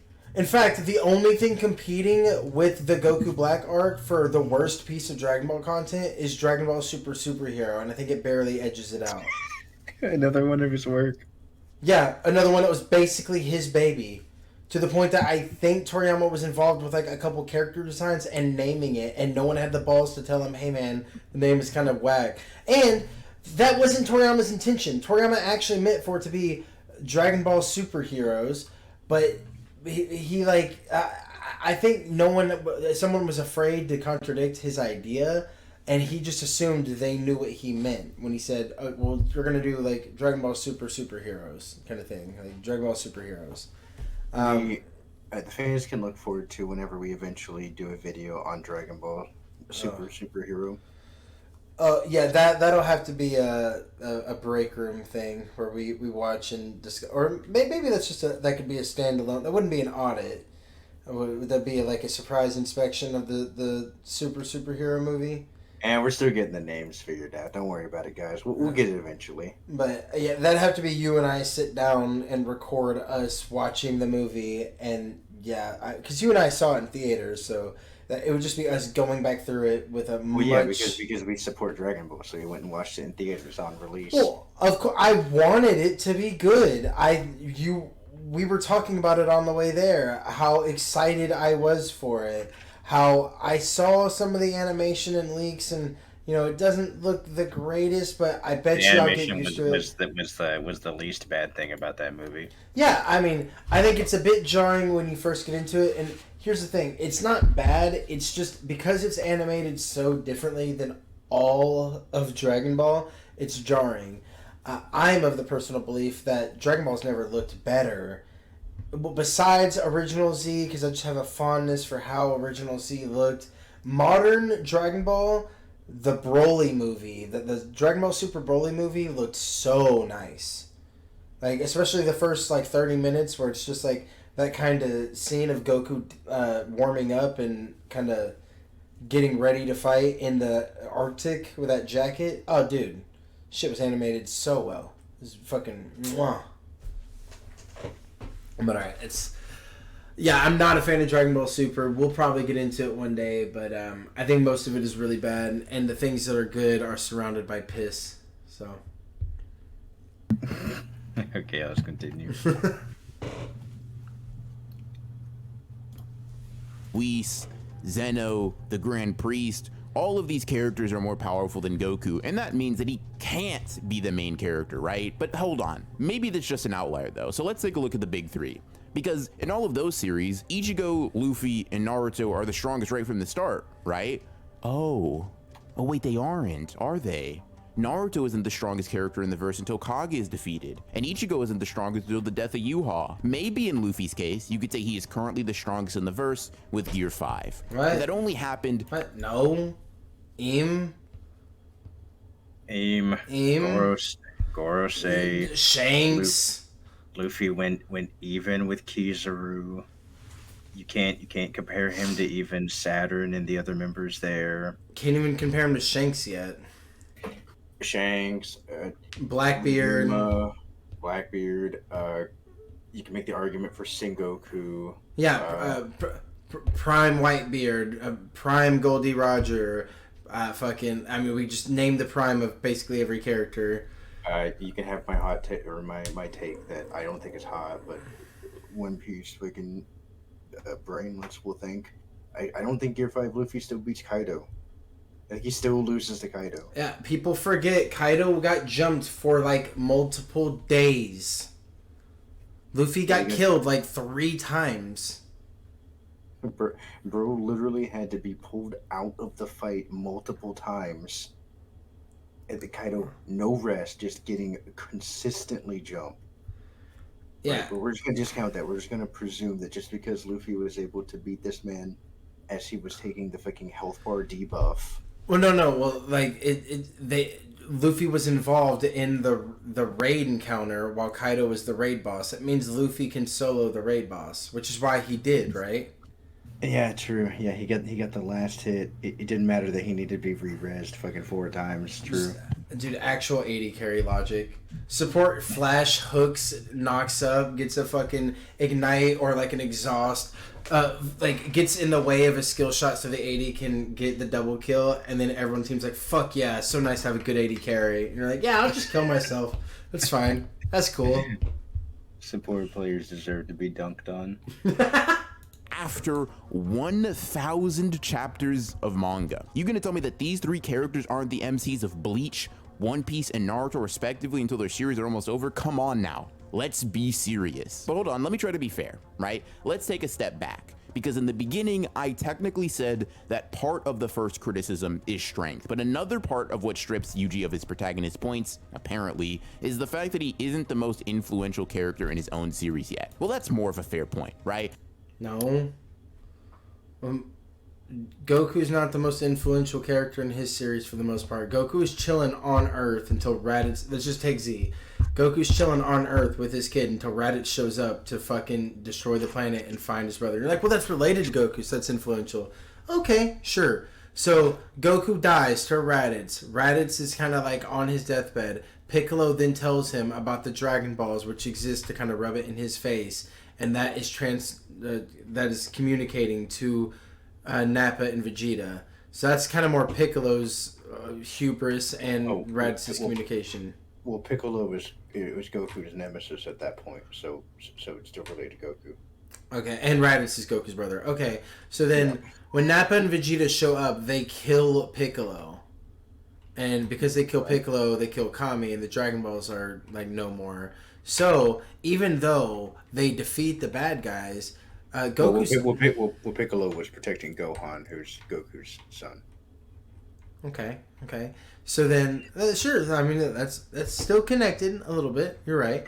So then Goku's too injured from defeating Vegeta and the bad guy, and so they have to go to a different planet because the Dragon Balls are gone because Piccolo died for Goku's son. So they go to a different planet and they make it to Namek, and there's a whole arc where they're on the way to Namek. And that's, again, more the results of Piccolo's choice and his redemption, but fine, because he's Piccolo's nemesis and he's dying for Piccolo's son. Dying for Goku's son, which, again, I think is less related to Goku and more related to Piccolo, but anyway. Then you really have Namek, where, what's the big driving force in Namek, where Frieza has shown up and is trying to take the Dragon Balls, which he heard of in a completely unrelated event, not even related to Goku's thing. And Goku's only going to Namek because he finds out there's trouble that's going on Namek because of Frieza. Frieza's the driving point of that whole arc. Goku's related in that he's going there and he wants to fight. But the idea that you have to be the main character by driving the story's events... Ichigo is a result of Aizen's manipulation. Naruto isn't really making any of the decisions for most of his story. He's reacting more as the Jinchuriki. Yeah, he's kind of getting led around as well by Jiraiya and Kakashi and stuff. Well, I mean, there's a part of the fourth great ninja war where he's actually, him and Killer Bee are sectioned off and held away from the war because they're too important to potentially be lost to the other side because they're like the win conditions. So if the other side gets a hold of them and takes their tailed beast, it's over. So yeah, they could be used as really powerful weapons, but they're kind of the only way they lose this war. So they're sectioned off. They're not really influential at all in terms of their ability to impact the story until they decide they need to leave and help win because they don't want their friends to die for them. Yeah, I don't think this has validity at all. This is just as laughable as the strength point. I was kind of straw-manning the first set of people, because this changes things. Except when you realize that in Naruto and Ichigo's case, there are entities that exist that are entirely possible for their universe in the first place. The Soul King is the reason the universe exists in the capacity that it does, and Aizen is the reason Ichigo is comprised of the races that he is. In Naruto's case, the very idea of chakra was introduced into the world by Kaguya, and all of shinobi history was essentially handcrafted by Black Zetsu. For Luffy, you could say things are slightly less extreme, but Roger is the one who kicked off the Age of Pirates to begin with, and Shanks is the reason that Luffy has a devil fruit in the first place, even when being... Hey! That's a triple double right there. Those were good points all the way through. I mean, bang, bang, bang, bang, bang. Yeah, none of these characters are really the driving force of their own stories. And just like that, I mean, just directly comparing it to Yuji, which I'm sure he's going to do, most what like cursed energy as we know it was introduced or elevated to its level by basically Sukuna and Kenjaku, like Han era sorcerers. Yuji's birth is manipulated and brought into being by Kenjaku. It's very much an Aizen Ichigo situation. Back blown now, Daku.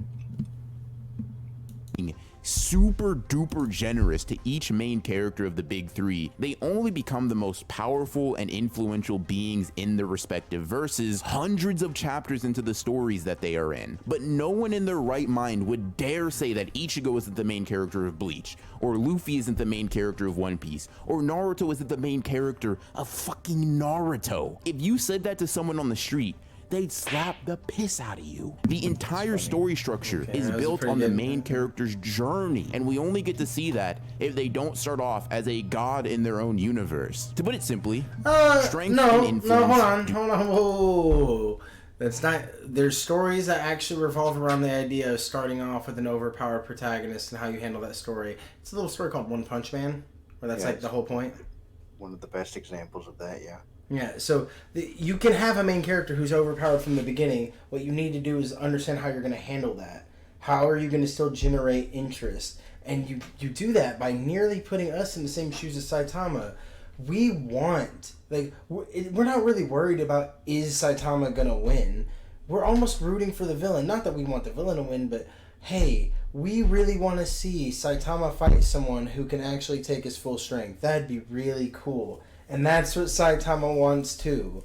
That's a really interesting way to invert it. Of basically by getting everything you wanted, you find out how much it leaves you wanting. There's nothing left to achieve for. There's nothing left to work for. You become complacent and bored and depressed, which is what happens to Saitama. It's very interesting.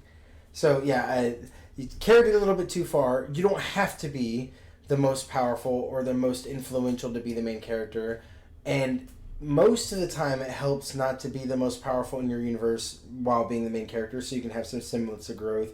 But it's not the only way you can handle it. The only criteria for being the main character of the show is you're the character we are following as the events unfold. Yeah. You could have the main character of a show actually just be a guy who's getting his daily updates about what's going on in the world through news. And everything we learn about the universe and the story that we're in are through these daily news broadcasts. But we are following it through the eyes of Bob, who's watching it on the TV. Bob is the main character. And all we see Bob do is walk in the living room every day. The scene starts the exact same way. The movie would be, scene starts, Bob walks into the living room, picks up the remote, turns on the TV, turns it to Channel 3, watches the news. And we watch like a 10-minute cut, like shortened version of like what would be an hour-long news segment. And we just watch him watch the news, and we hear about all these crazy events, and maybe you can do a lot of really cool world building, like maybe there's a eldritch apocalypse going on, or maybe a government coup going on. And so we're getting to watch the events of this story unfold, but through the lens of our main character, Bob, who's just every day turning on the news, watching the news for an hour. You could do that. That would be perfectly fine. There's nothing wrong with that. You could also do a story where the exact same thing is happening. We're only watching a character basically watch the events of the world unfold. But we could be watching God. We could be watching God reacting to the events of the world as they unfold, and him remarking to the angels next to him. And he would be the most powerful and have the most agency, but we are watching him just watch every day what is happening on Earth. So agency doesn't really matter. Position doesn't really matter. How you're affecting the story or whether or not you're affecting the story doesn't matter. It's just how are we viewing the story? Through whose eyes are we watching the story unfold? And that's Yuji, that's Ichigo, that's Naruto, that's Goku, that's Luffy, that's Deku. Through their eyes are we getting the context and the framing of the story and the stakes and why things are important to them. This isn't a hard question to ask. Generally, and it's not always true, but this is a good rule, if the first episode starts with the origin of a character and then you keep watching that character through most of the show, that's probably your main character. And sometimes sometimes the tricky bastards, sometimes they do the origin for that character in episode 2. So you gotta watch out. Like, this shit isn't hard, guys. Do not a main character make. Oftentimes, the main character is very influential to the main story, and as time progresses, they are extremely strong. Many times, the strongest. But that doesn't happen all at once, and it's not a prerequisite in the slightest. Even if some level of both of these things were necessary though, which I want to clarify, they aren't, Yuji has them. Being the vessel of Sukuna is itself a huge deal for the world of Jujutsu Kaisen. By allowing him to incarnate into flesh, the story took a massive turn that otherwise wouldn't have happened. And while he isn't the strongest character in the series by any means, he also isn't the weakling that many make him out to be. And considering the fact that he's been a sorcerer for less than a year, I can't blame him for not suddenly beating out characters who have been doing this for decades, or in some cases, millennia. The story of Jujutsu Kaisen isn't over yet, and it's absurd to say that Yuji isn't the main character just because he hasn't fundamentally changed the world like Gojo, Kinjaku, or Sukuna quite yet. Now, the second argument, if you can even call it that, is just built around the idea that a main character must always be the main focus, or they somehow lose their main character privileges. Let's ignore the fact that Goku doesn't even show up for a large portion of the Namek saga, or the fact that Sasuke's fight with Itachi has nothing to do with Naruto, or the fact that Ichigo doesn't show up for large stretches of the fake arc or Urotan arc. Let's ignore all of that and say that Yuji is somehow not the focus of the story because sometimes Gege has the gall, the audacity to focus on other characters. I mean, how dare he really? Megumi? Maki? Gojo? Yuta? Ugh. Why? Hey, bro. You're kind of... Look, you're making good arguments, but this kind of like weird sass, I don't know, it's just not doing it for me. Like, I don't know, maybe it feels almost a little bit like... this doesn't make it more convincing. It just makes it like, are you taking up time? I don't know. I could do with less of this and just more of, this is how you're wrong, here, and here, kind of thing. The audacity. Like, alright, dude, chill. Like, Gege's not gonna fuck you. Calm down. Why would he spend time fleshing out the main cast apart from Yuji? It's such a weird thing to do, right? I mean, it's not like fans complain about manga ignoring side characters for the sake of the main protagonist. No one's ever complained about something like that. I mean, damn, gone ain't even in the manga for God knows how long. And people can somehow get it through their heads that he's the main character up until his exit, can't they? I truly wonder what makes it so hard to understand in Yuji's case? Because even at its most extreme, he won't be the focus for like, what, 30 chapters? After his fight with Higuruma, Yuji's absent from the story for a while. I'll give y'all that. But damn, can Gege not write about other characters? I mean, I wish he gave certain characters even more breathing room, but some fans act like they didn't develop object permanence just because Yuji isn't shoved in your face every week. Y'all just forget he exists. I get it, all right? Yuji is in the story as much as some other Battle Shonen protagonists may be.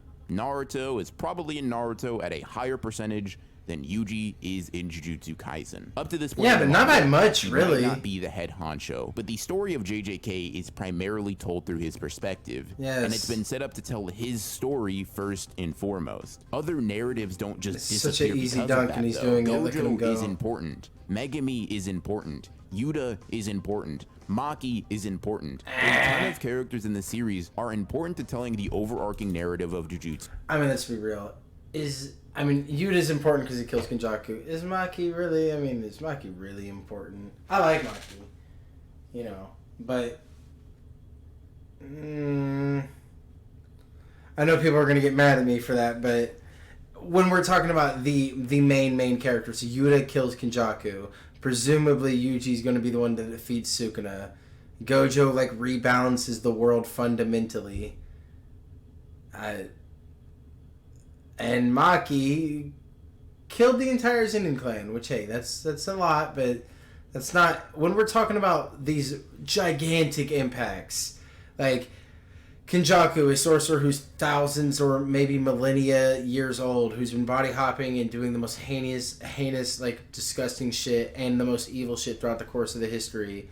Yuji, who's going to be the one who's set up to take down Sukuna, who's another one of the most evil cursed beings of all time who's never been defeated and is like the incarnation, more of like a national or more like a natural occurring disaster than a being. Then you have Gojo. His birth essentially rebalances the world. Killing a bunch of family members who have power and political sway, sure, but essentially just a clan, that's not going to really tip on the scale. To Kaisen, but that doesn't mean that Yuji is any less of a main character because of that. Speaking of Yuta, real quick, I hate to break it to all of his fans, but he was never going to be the main character of the series. Gege has said as much in an interview. There's been some contradictory sources on that, though. I could be wrong on this, but I have seen the interview snippet where he had a different design for Jujutsu Kaisen going forward, that Yuji was going to die at the end of the Cursed Womb arc, and Yuta was going to be reintroduced as the main character, and he just... that was either an editor saying no to that, or he just didn't want the story to be that dark, and as a result of that, Yuta's design was changed to not look so similar to Megami. So, I could be wrong on that, but I'm pretty sure I've seen that somewhere. Maybe I'll try to find it somewhere and edit that in here. If not, I'll post a correction here. Yeah, if we're full of shit whenever we're saying that, please correct us in the comments. Yeah, and I'll try my best to correct it when I'm going through the editing and doing research. We are doing this mostly. Sometimes you see me doing some live Googling, but for the most part, we're doing this live and operating off of memory, so... when I'm going through the edit, I'll do my best to go back and research and try to find what that thing I saw. Alright, but we can continue. That doesn't mean you have to like him any less or that his character is now worse just because of that. But Gege pretty explicitly said that Yuta's role as the MC was always meant to be confined to Volume 0, and with the main manga, he wanted to go with a different hero. Obviously, referring to Yuji is meant to be confined. Let's go back and read this. Jujutsu Kaisen 0 and Jujutsu Kaisen are both set in the same universe and some characters look alike. Was it difficult to start? Oh, no. Before we finish reading this, I whenever all the books on my note to know, we do have a modifier here at CRS that if a person puts up information on the screen and the information directly contradicts the statement they just said, it is a massive penalty. Yeah. So he's saying this right here is talking about how... so let's see here. When I never thought the story I made for Jump Gig would end up becoming a long-running manga and weekly Shonen Jump. Where I was concerned, the manga was ending at 4 chapters, but seeing how none of my other projects seemed to cut it, my editor proposed that I reuse the same concept. This suggestion gave me another opportunity to look closely into the shonen basics. The one thing I knew for certain going in is I wouldn't continue Yuta Okotsu's story. Instead, I wanted a brand new hero. I wanted something that new readers would find easier to get into, but also manga which complied with the shonen rules. With that in mind, I revised the story and finally got a green light. So, I mean, yeah, that is supporting what he's saying. I will have to try and go find the somewhat contradictory evidence, which is something along the lines of the plan originally was for Yuji to die at the end of the Cursed Womb arc, and Yuta would be reintroduced as the main character at that point, going forward. Yeah, I wonder what the time frame on both those interviews are, whether or not which one came out first and which one came out later. Yeah. And again, what I will say about this is that Gege has been known to contradict things he said in interviews, unless he's doing it in a very trolly way. Gege has said that Megami, Gojo would be the one to explain Toji to Megami, and right now Gojo's dead and Megami's like permanently sealed somewhat. So, I mean, like I said, it's not impossible for that to happen still, but I am not going to take what Gege says in an interview as law necessarily. Let's see here.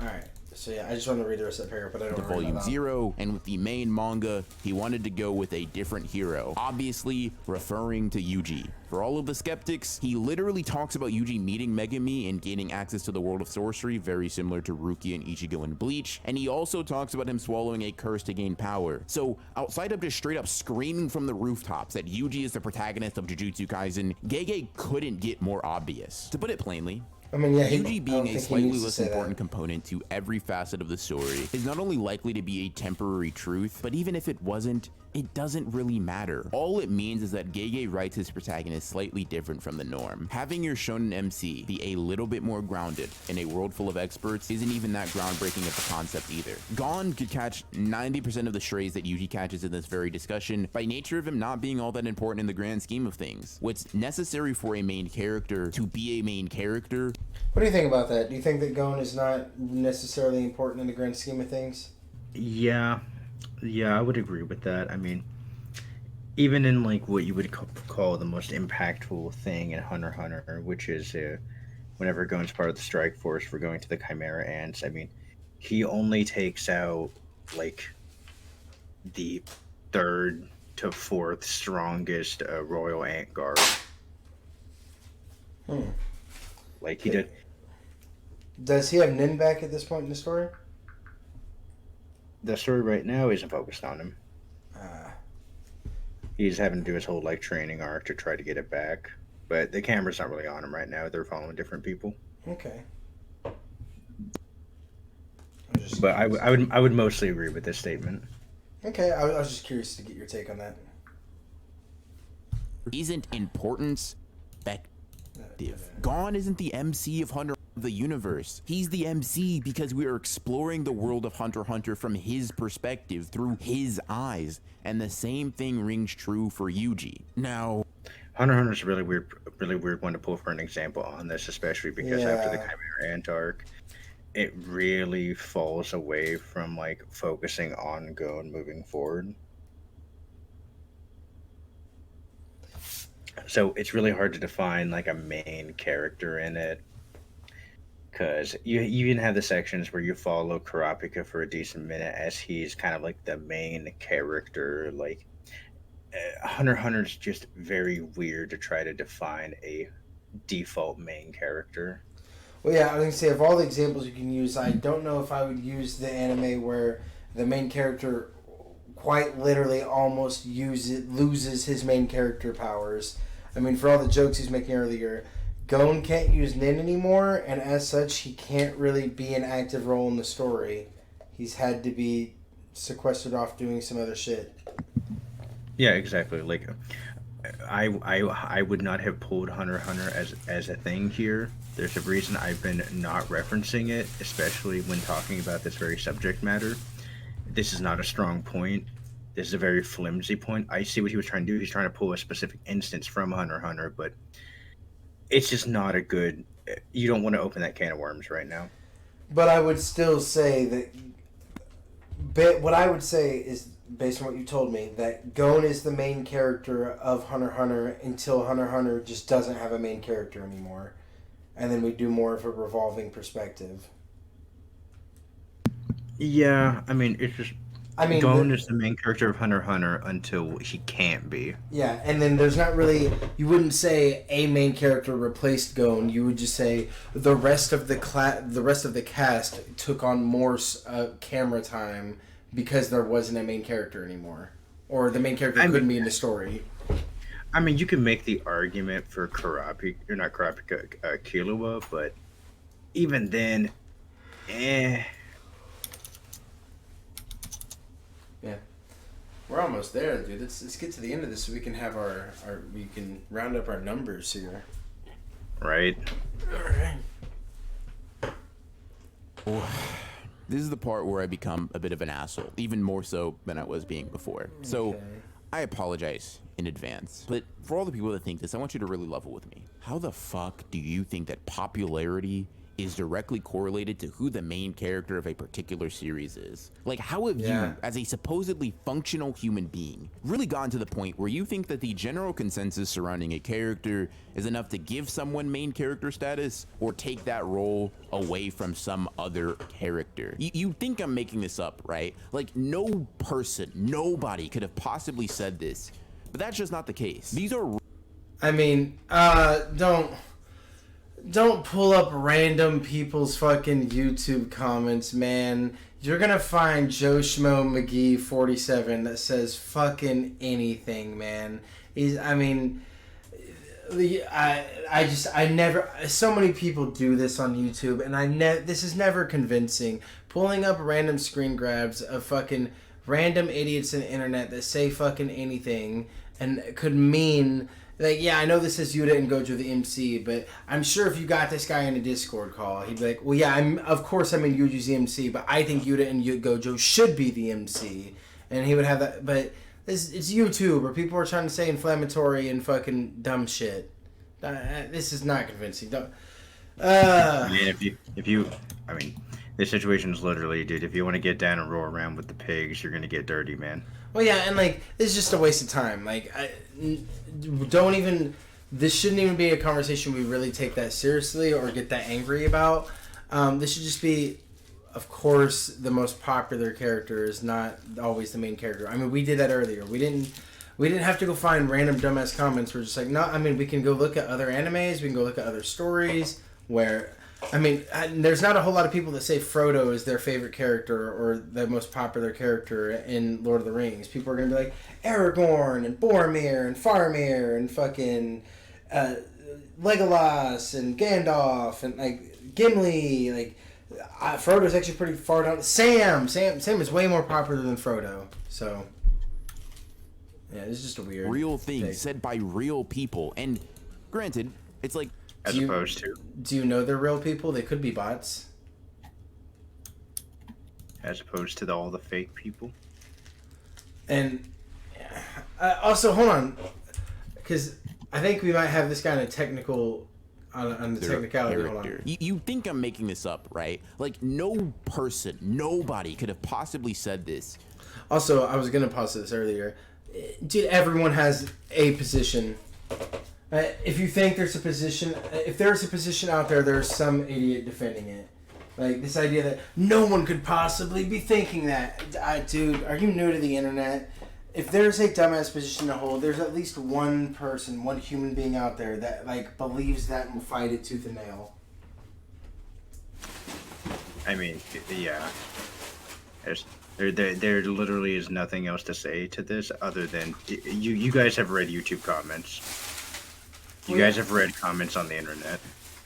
Well, yeah, it's kind of the same thing where, like, look at all these YouTube comments of the people saying mean things to me. It's like, are you new here? Do you not know that's what kind of gets done here on the internet, is people say mean shit to each other?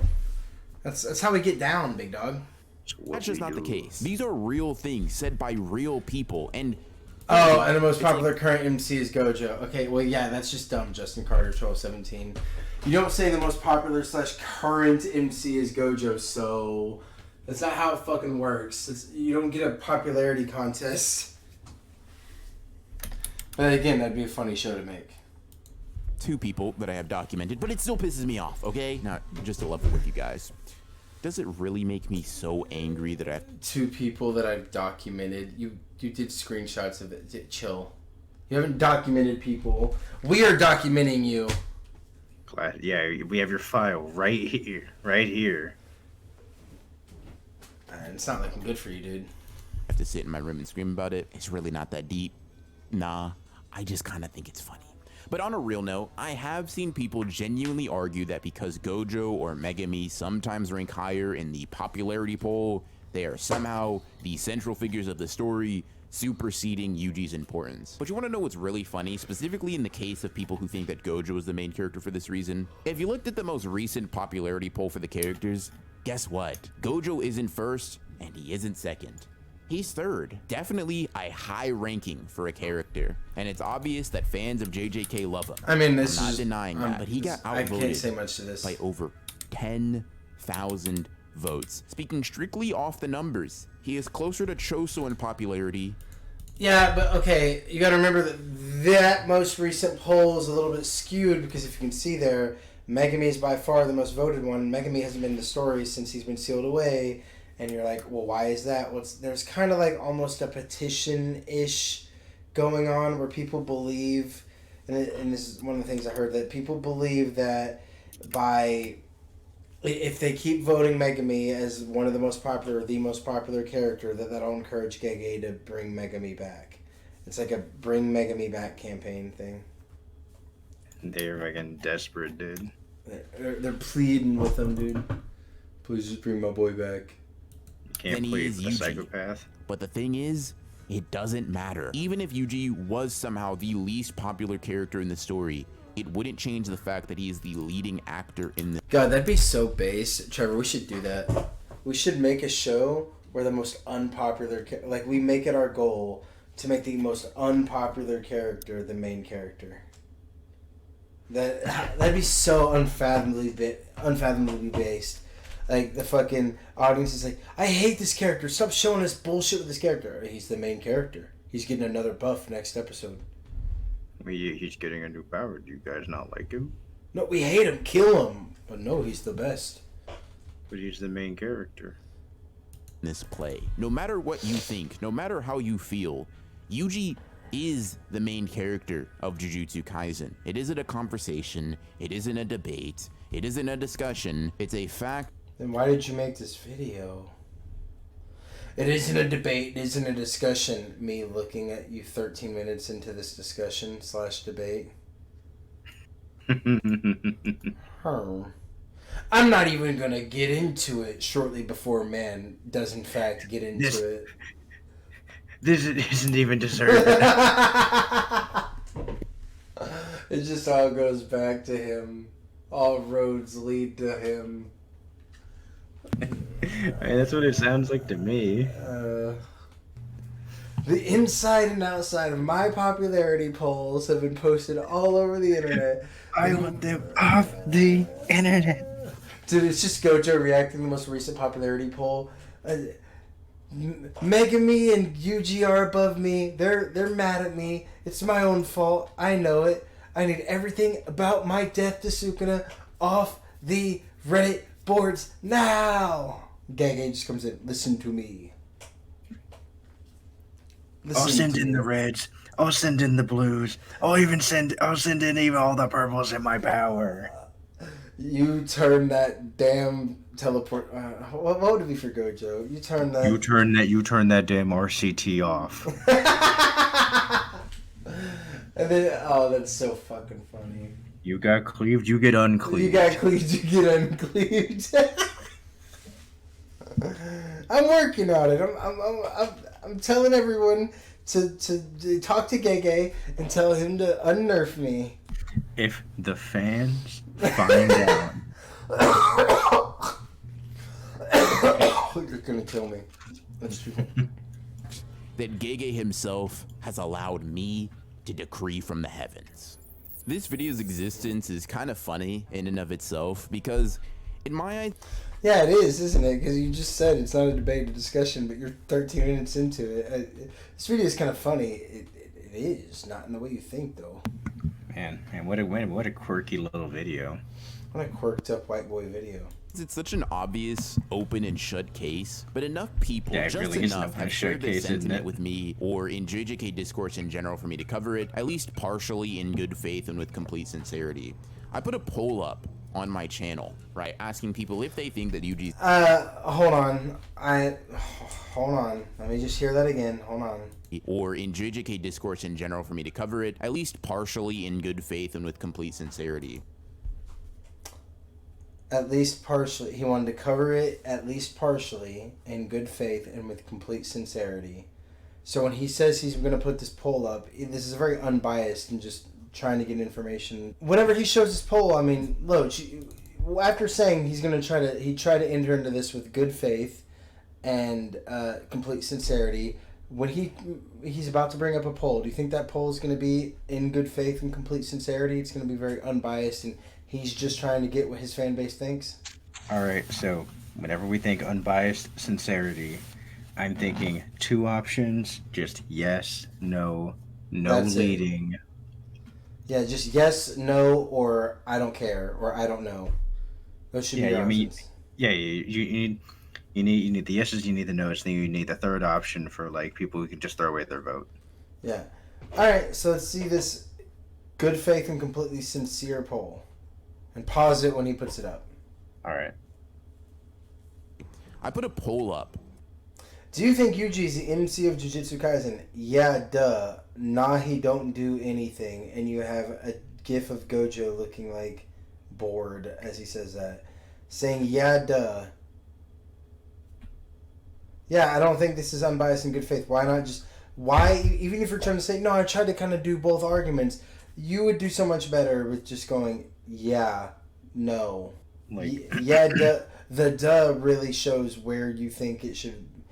When people see you say duh, they're gonna go, well, I don't want to look dumb, I'm gonna agree with them. yeah, you're giving this to your subscribers, the people who obviously like you. So whenever you lead with "yeah, duh," you are putting forth what you think to be the correct assertion. Well, yeah, it kind of reminds me of those Twitter polls where they're like, some ex-political thing, and it's like a poll be like yes, and then the no option will be no, I'm racist, and the no, I'm racist option will still win.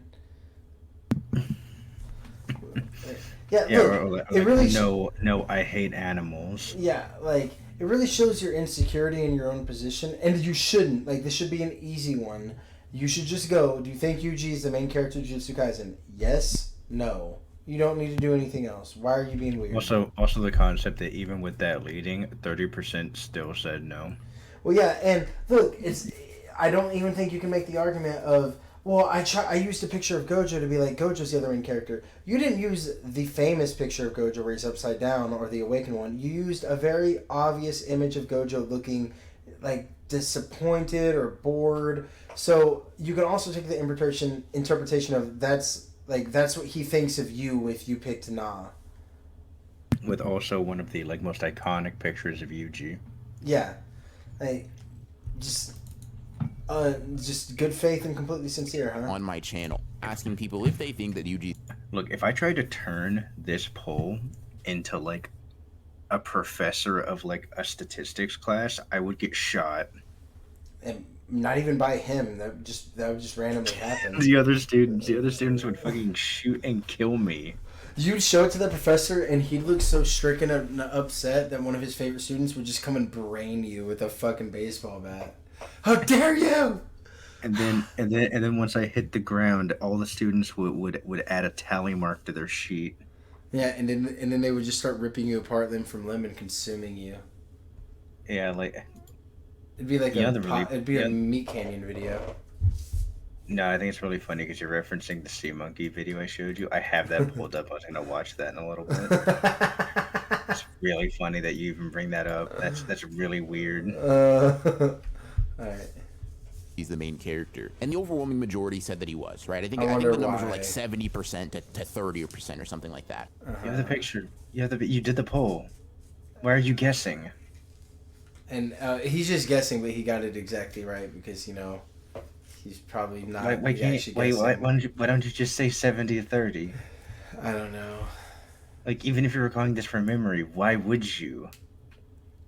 Yeah, and not even that, but you could just say I think it was something like 70-30, which is what he said. But yeah, it's your poll, man. It's so weird. It's your poll. You could have it pulled up. You could see what you're not sounding more casual and more flippant by going, oh, it's probably 70-something%. No, And we dude, see you have the exact cool, number.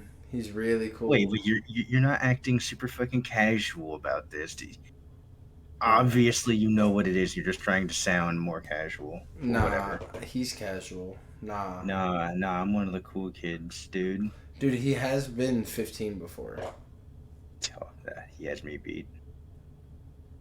However, the crazy thing to me is that 30% of 60 to 70,000 people is still tens of thousands of people thinking that Yuji isn't the main character. Sure, that's by far not the majority, but it's just a crazy number to really think about. And for everyone who thought that some other this is me to you, all my subscribers. If you voted no to that fucking poll that I very clearly made biased, that I was very clearly leading you on, then I fucking hate you. I hate you. Okay, this is me, Broken Ronin, to you, the viewer that clicked no. I hate you. But keep watching my videos. Please. Whether it be Yuta, Megami, or Gojo, I hope I was able to guide you to the light. And I apologize if my methods were a little bit mean. I wanted this to be funny and venti, so I wasn't really as gentle as I may have been in another circumstance. For everyone else, all the people that started this video on the right side of this whole debacle, on the right side of history. And I hope this was as fun for you to watch as it was for me to make. If you want to see more Jujutsu Kaisen content, or even more generally speaking, unhinged rants responding to hot takes in anime discourse, like the video, subscribe, and hit the bell. I hope you enjoyed the video, and I'll see you in the next one. Alright, Cosmos, that is the end of our case file. It is... fuck, we've been at the office for so long. Well, we've only been in for 2 hours. This is a normal case file, really. You got spoiled by the going home early yesterday. So we're gonna do a wrap up of Broken Ronin's video. All right, and we're back. The wrap up, not even a case file, just a wrap up. Hey man, I just wanted to say thanks for taking me out to lunch, man. Really brought some things to light, you know. Yeah, I'm a little surprised to see you back, but not disappointed, of course. Just you seemed a little bit shaken up, so. Yeah, you also gave me a weird look whenever I said I was gonna go to the bathroom afterward. I mean, Mexican food always hits me a bit different, you know. Right. But I feel better. I feel lighter and more educated now that we've exited the other side of the Broken Ronin tunnel and we've learned what it means to be island level and how Percy Jackson is just one of the strongest characters in fiction, not just in book fiction. I don't know. I can't keep this shit up. This wasn't great. There was a really good video in here that I think really shined, which was the Dingy video, which was not edited by him. But for the most part, this was not a great experience. I think hopefully in the future our videos aren't edited by us either. I guess that's fair, but where to begin with this? When we do get into certain scaling arguments when it comes to the Percy Jackson video or the Yuta video, at best you just have very boring or surface level arguments or even premises with just current manga Yuta fighting disaster spirits. But then you just have, at worst, not only getting your references wrong, if you even have them, but misinterpreting the references that you have with Mount St. Helens explosion, and just the lack of logical connection of setting off an explosion doesn't make you explosion level. Also, blatantly just going with the first Google search and not even reading the information that's on the page. Yeah, that's one that sticks out to me. Yeah. That is going to be the one that's going to be the biggest nail in your coffin on this, man. Like, dude, that is egregious. And then even if we weren't going to take it from an educational standpoint, did any of these videos really strike you as very comedic or even really entertaining in purpose? I almost get the feeling that these videos are meant to be 10 to 15 to sometimes longer, but like to 20-minute almost. They feel like time wasters.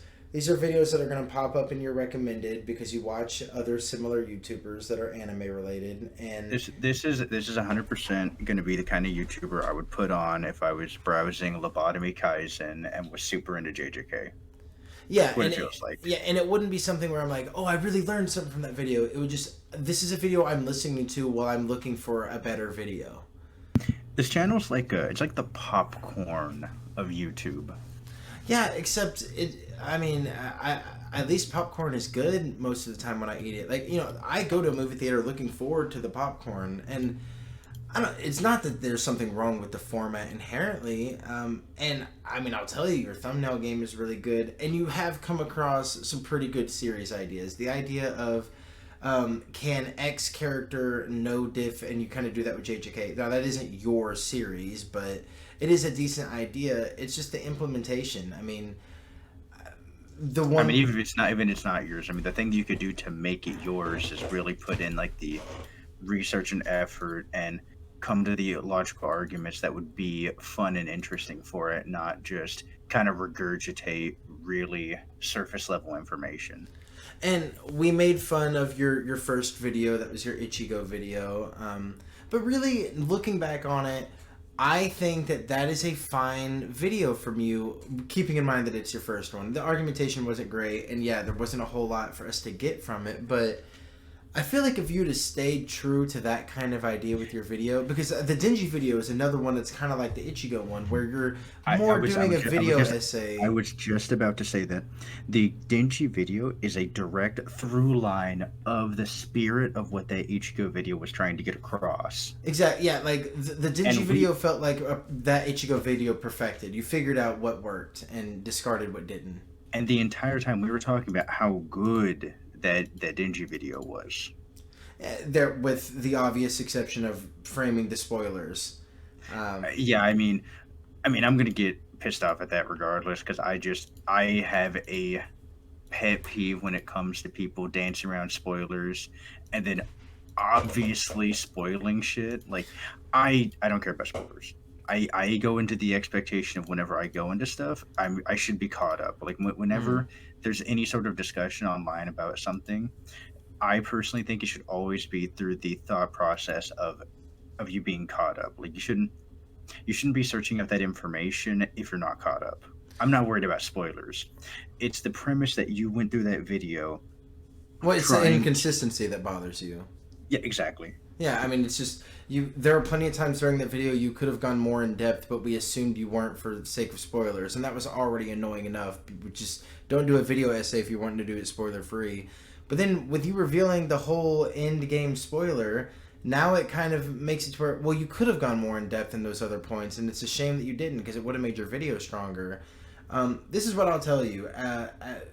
I think that you have some winning elements in your channel. Unfortunately, what made you popular isn't what made you good. People have latched on to your JJK very surface level, and I would say very low effort videos. And unfortunately, no one has really given the dingy video the time of day, when that should be what your channel is popular for. If every one of your videos was a dingy like video, but you did you went a little bit more in depth, you went a little bit more into certain things, and you were expanding, and you were just willing to break down the entire series, I think we'd get a lot better content from you. Unfortunately, what has made you popular has made you weak. You're not cultivating any skills pumping out these JJK videos every day when what is getting accepted from you is just non-effort, 15 minutes of whatever, and that's just a real shame. And it's a real shame the YouTube audience goes into these videos and doesn't reward you for the videos you put effort into, and punishes us for having to go through the slop that the YouTube algorithm and the people that watch your videos, that consume this, propagate you to continue moving forward in. Well, and I think that we've done our best to give your channel, and every channel going forward, the fairest shake. I think doing the first video you've ever done, the most recent one once we come across it, your most popular one, and then 2 random ones that we think look interesting, I think that's the best way we can give any channel a chance. And I think it's a real shame that the one that we liked the most was just a random one that one of us picked for the other, that could have never been picked. We could have never seen that dingy video and come away from your channel thinking there's no potential here. When he tries to do video essay character stuff, he falls flat. But you can do it with the dingy one. It's a shame that we could have very easily missed it. I mean, really just lucky for us that we accidentally found that one.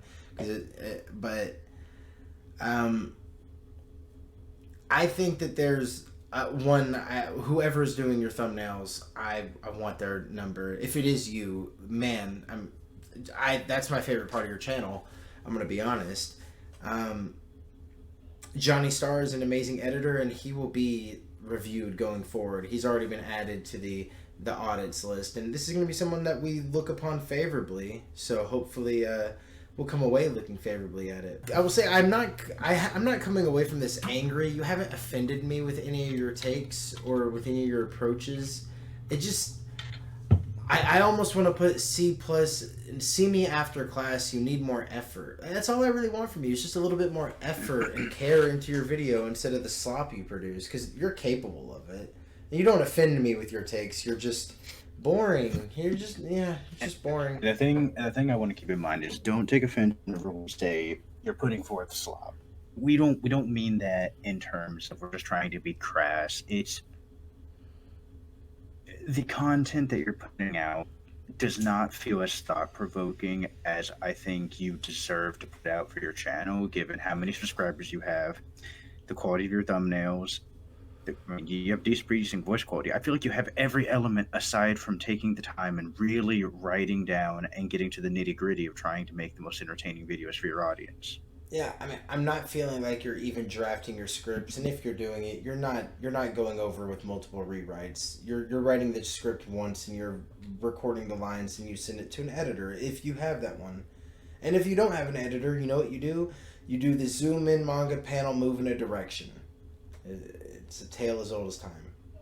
I mean, this one's going to be pretty short, and we're probably going to get tacked on into the end of the fifth one. I want to do a longer wrap-up than this, but we didn't really create a point system like we're going to do going forward for the rest of them, or at least we didn't keep a track one. But what I will say is some of the most egregious ones definitely are going to dock you most of your points. The Mount St. Helens, that Percy Jackson video did a lot of the damage to your channel, actually, as an audit. And I think that was the first one we saw. Which was a shame because it was your most recent video. Yeah. It was the one that was like the thing that would have been pushed by YouTube for you to get into. Well, and not only that, that's the most current reflection we have of you as a creator.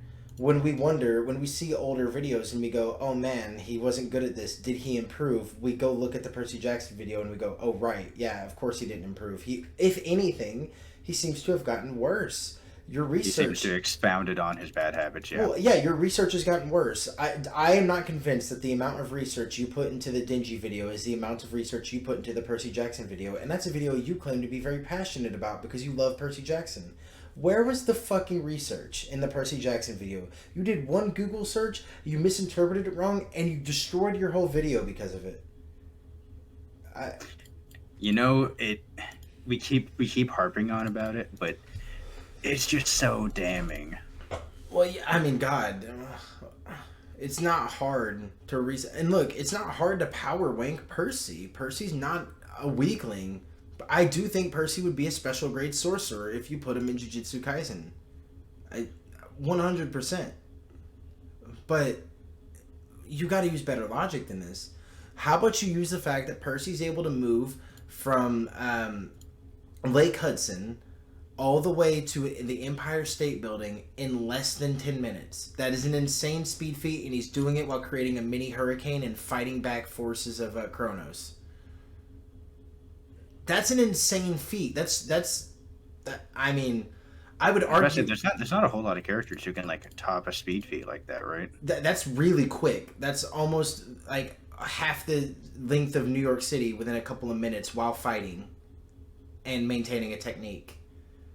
I do think Percy could beat Maharaga depending on the combination of attacks he uses and how he fights him. Maharaga is capable of fighting opponents like Ares by outthinking them. If he learned about his wheel adaptation, I actually do think Percy could come up with a plan. And I mean, God, are we even going to talk about if we're getting Percy with the Curse of Achilles on him? Because that's going to be tough for almost anyone to beat. Mm-hmm. I mean, unless you have Sukuna with Malevolent Shrine, which is kind of just targets his whole shit. Yeah, that's going to be rough. There were arguments. I actually remember when we went into that video, we were expecting to be convinced. I actually was one of the people going, if you look at this title and you scoff, you need to go reread the Percy Jackson books. Because the boy's a menace. And you almost convinced us of the opposite by the end of the video because the logic you were using felt so flimsy, weak, or just incorrect that we're like, well, man, does Percy even have any feats? And I had to go back through my own personal series of Percy Jackson. I didn't read the whole series again, but I just went through and was like, where's this fight? I remember him fighting this guy in this book. Where's this fight? And reading through it and going, well, that's stronger than Yuji. Well, that's a faster speed feat than Todo, even with switching.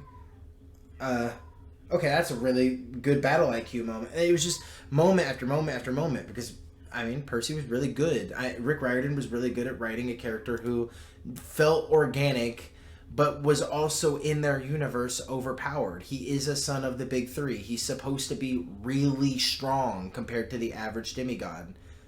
I mean, he basically embarrasses a daughter of Ares who's been training at Camp Half-Blood for the past couple of years. and he one-on-ones her and embarrasses her. Just because of battle tactics, and he gets near water. So get no diff, idiot.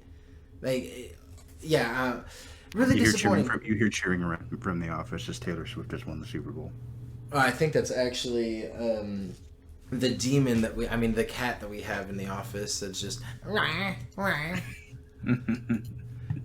Let's just timestamp this video when we recorded it. Oh, man. Oh, yeah, because, we actually perfectly dated it and maybe timed it. Like, what a perfect timestamp in this video.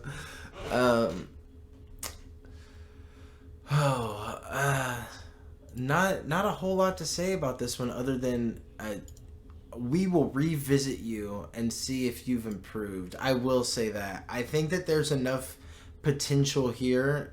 That's the most disappointing thing.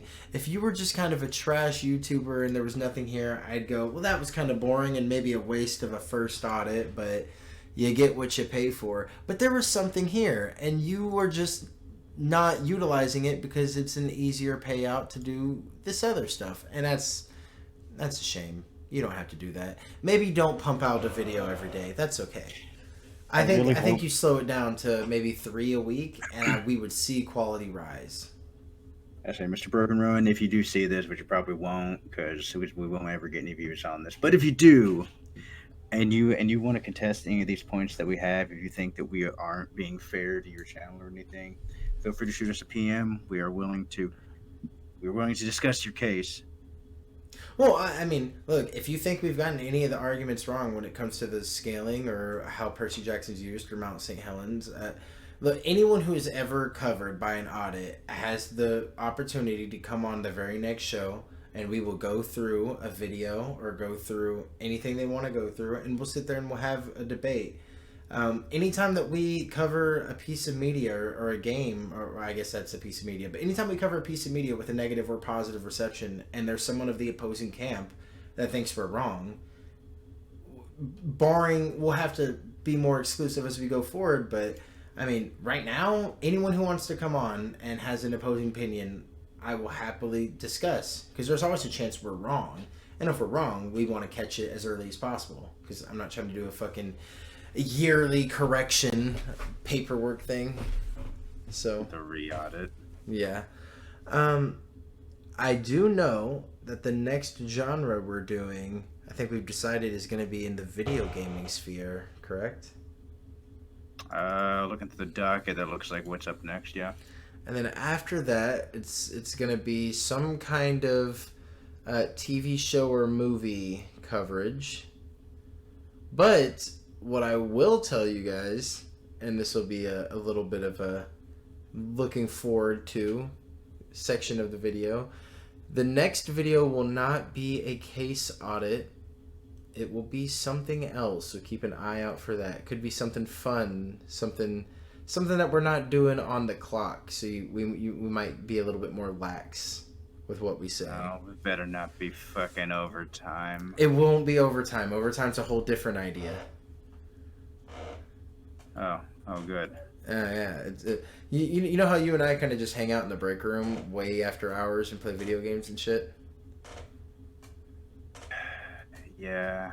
Yeah. I figured we'd just kind of do that for them. Let them see that. Oh, good. Never get any free time for myself. Everything's for the fucking company, huh? I mean, it's still free time. It's just monitored free time. To make sure you're having the most fun. Really free time? No. Look, man. You're talking to me like this is my idea. Who do you think this came down from? Oh. Right. Oh, then this is a great idea, then. Yeah. I told you you'd like it. Right. I totally love this idea. Is there anything else you have to say on Mr. Broken Ronin, or everything as a whole going forward? This is our 5th case file. The main thing I will say is I really wish this guy would love his fans more to not feed them his low effort content. What I wish. All right. Well, I mean, this is a rare thing from us. This recording, because this is going to be stapled on to case 5 or case file 5. But Yeah, we're only recorded for 20 minutes, Loach. Oh, look at that, dude. We're Dude. speed running. Dude, isn't that crazy? I think it's because we don't have a video that we have to pause and go on a 45-minute tangent because of one frame. Man, it's so efficient whenever the horse has the blinders on, huh? But I think that's it. I think that's a decent wrap up. I think for a grade, because we can't give them a number system like we're going to do everyone else, like a point system. So I think if we're going to do a letter grade for this guy, and we'll try to make it to where we'll still give everybody else a letter grade, but based off their point system. So tentatively, I'm going to give Broken Ronin a C in terms of this is going to be the average. We will accept this without much anger, but we're still disappointed because we expect better from you. But I think this is the definition of mid. He can be drastically wrong, but most of the time he's very inoffensive and just surface level. I think we just slap him with the standard deduction and say he's fine. All right. So I think that wraps up. I mean, honestly, I think you got away scot-free. We could have really hit you hard for that Mount St. Helens thing. I think if we were to itemize your penalties, you would have been absolutely fucked. Yeah, we're really letting you off easy because I don't know, because you're capable of good things. We'll say that. We're honestly letting you off because, like, dude, you could be so great. You would, I would have thrown. If you would have given some more meat to chew on for those later videos, I 100% would have thrown you a subscribe. Like, yeah. The only reason I did not was mainly just because I just felt like there are many other YouTubers who do the exact same thing as you, but at least they construct a little bit of conjecture. Well, I'm gonna be honest. I don't think I get anything from any of your videos that I couldn't get from reading or watching the source material myself. And sometimes I think I get the exact opposite from you, where if I go read the source material, you're just wrong. Like with Percy Jackson. So, like when you talk about Jujutsu Kaisen, I just go, well, yeah, I watched the anime. I know all that. You're not really giving me an insane insight. I'm not a big fan of anime balls deep. But at least he throws out theory videos and covers leaks that maybe I haven't seen yet, and maybe his interpretation on different translations. I mean, at least you get something from there. And this isn't going to be a compliment to that channel, but I mean, this is. Hey, listen, I hate Ohara, the YouTuber for One Piece, but at least he comes out with thought-provoking theories.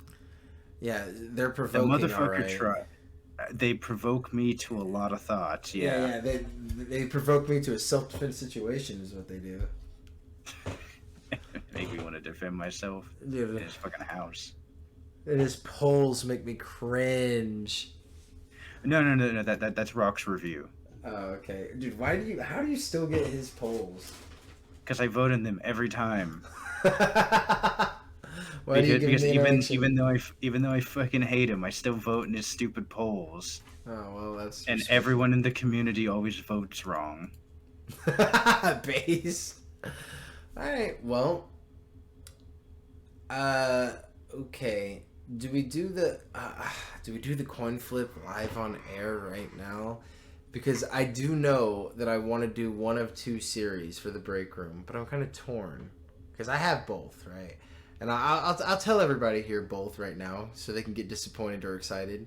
It's either the Assassin's Creed series, and that's going to be a discussion of how we went from greatness to poo pee pee, or it's going to be the Devil May Cry series, which is like Rocky start turns into chef's kiss, beautiful.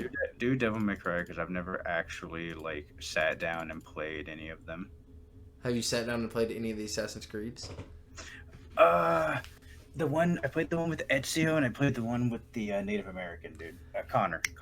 Do you know anything about the overarching story, though? No. See, that's why I kind of want to do Assassin's Creed. Well, then do Assassin's Creed. That's why I kind of want to do a coin flip. Because then do the fucking coin flip. That's what I was trying to do before you fucking interrupted me. dude. Fine, I'm going back to playing video games on my phone. No, come back. Alright. Alright, okay. So, Heads is Devil May Cry. Tails is Assassin's Creed. Tails never fails, baby. It was Heads. Wow. So, Heads is Heads. Devil May Cry, right? Heads is the leads. I said Heads was Devil May Cry, right? Yeah. And Tails was Assassin's I wanted Assassin's Creed too, so. Alright, well, it's gonna be Devil May Cry, which, oh god. I already tried to play Devil May Cry 1 for you before, and boy, that shit was difficult. The game gets tough, but I guess we'll have to actually give it a good old deep dive and learn. You know all the call to action stuff that make the machine gods like us and help us out here, and there will be links put down other places and stuff you can click on to go watch more things and help us out, which is always nice. And you can leave a comment calling us your favorite names on the internet. Smile. Yeah, sure. I'm just trying to get all my stuff here put up. Just, Hey, have you seen Gregan today? his PTO ended yesterday, but yeah, still not back. Fucker calling out. He's a fucking sick dude. Just want to pay me my fucking money. Whatever. Yeah, I did want to talk to you. We're gonna go get a drink after work because I feel like there's some things you haven't been filled in on. So, but yeah, that's all good. right, man. Hey, week one of being here down, dude. Yeah, first week, yeah. Can't believe they assigned me to fucking be the first weeker, but I like you, and I think we can work together a little bit more. So this will work out. Yeah, you were telling me whenever I first got hired on about the guy who was here before. You should tell me about him. Tell me some of the funny stories. You know what I mean? Yeah, so this is where we're gonna be ending this case file, guys, and yeah. Oh yeah, well, see you guys later. Do all the stuff. Do all the stuff I don't want to say at this time. All right, bye bye. Thank you, guys. Bye.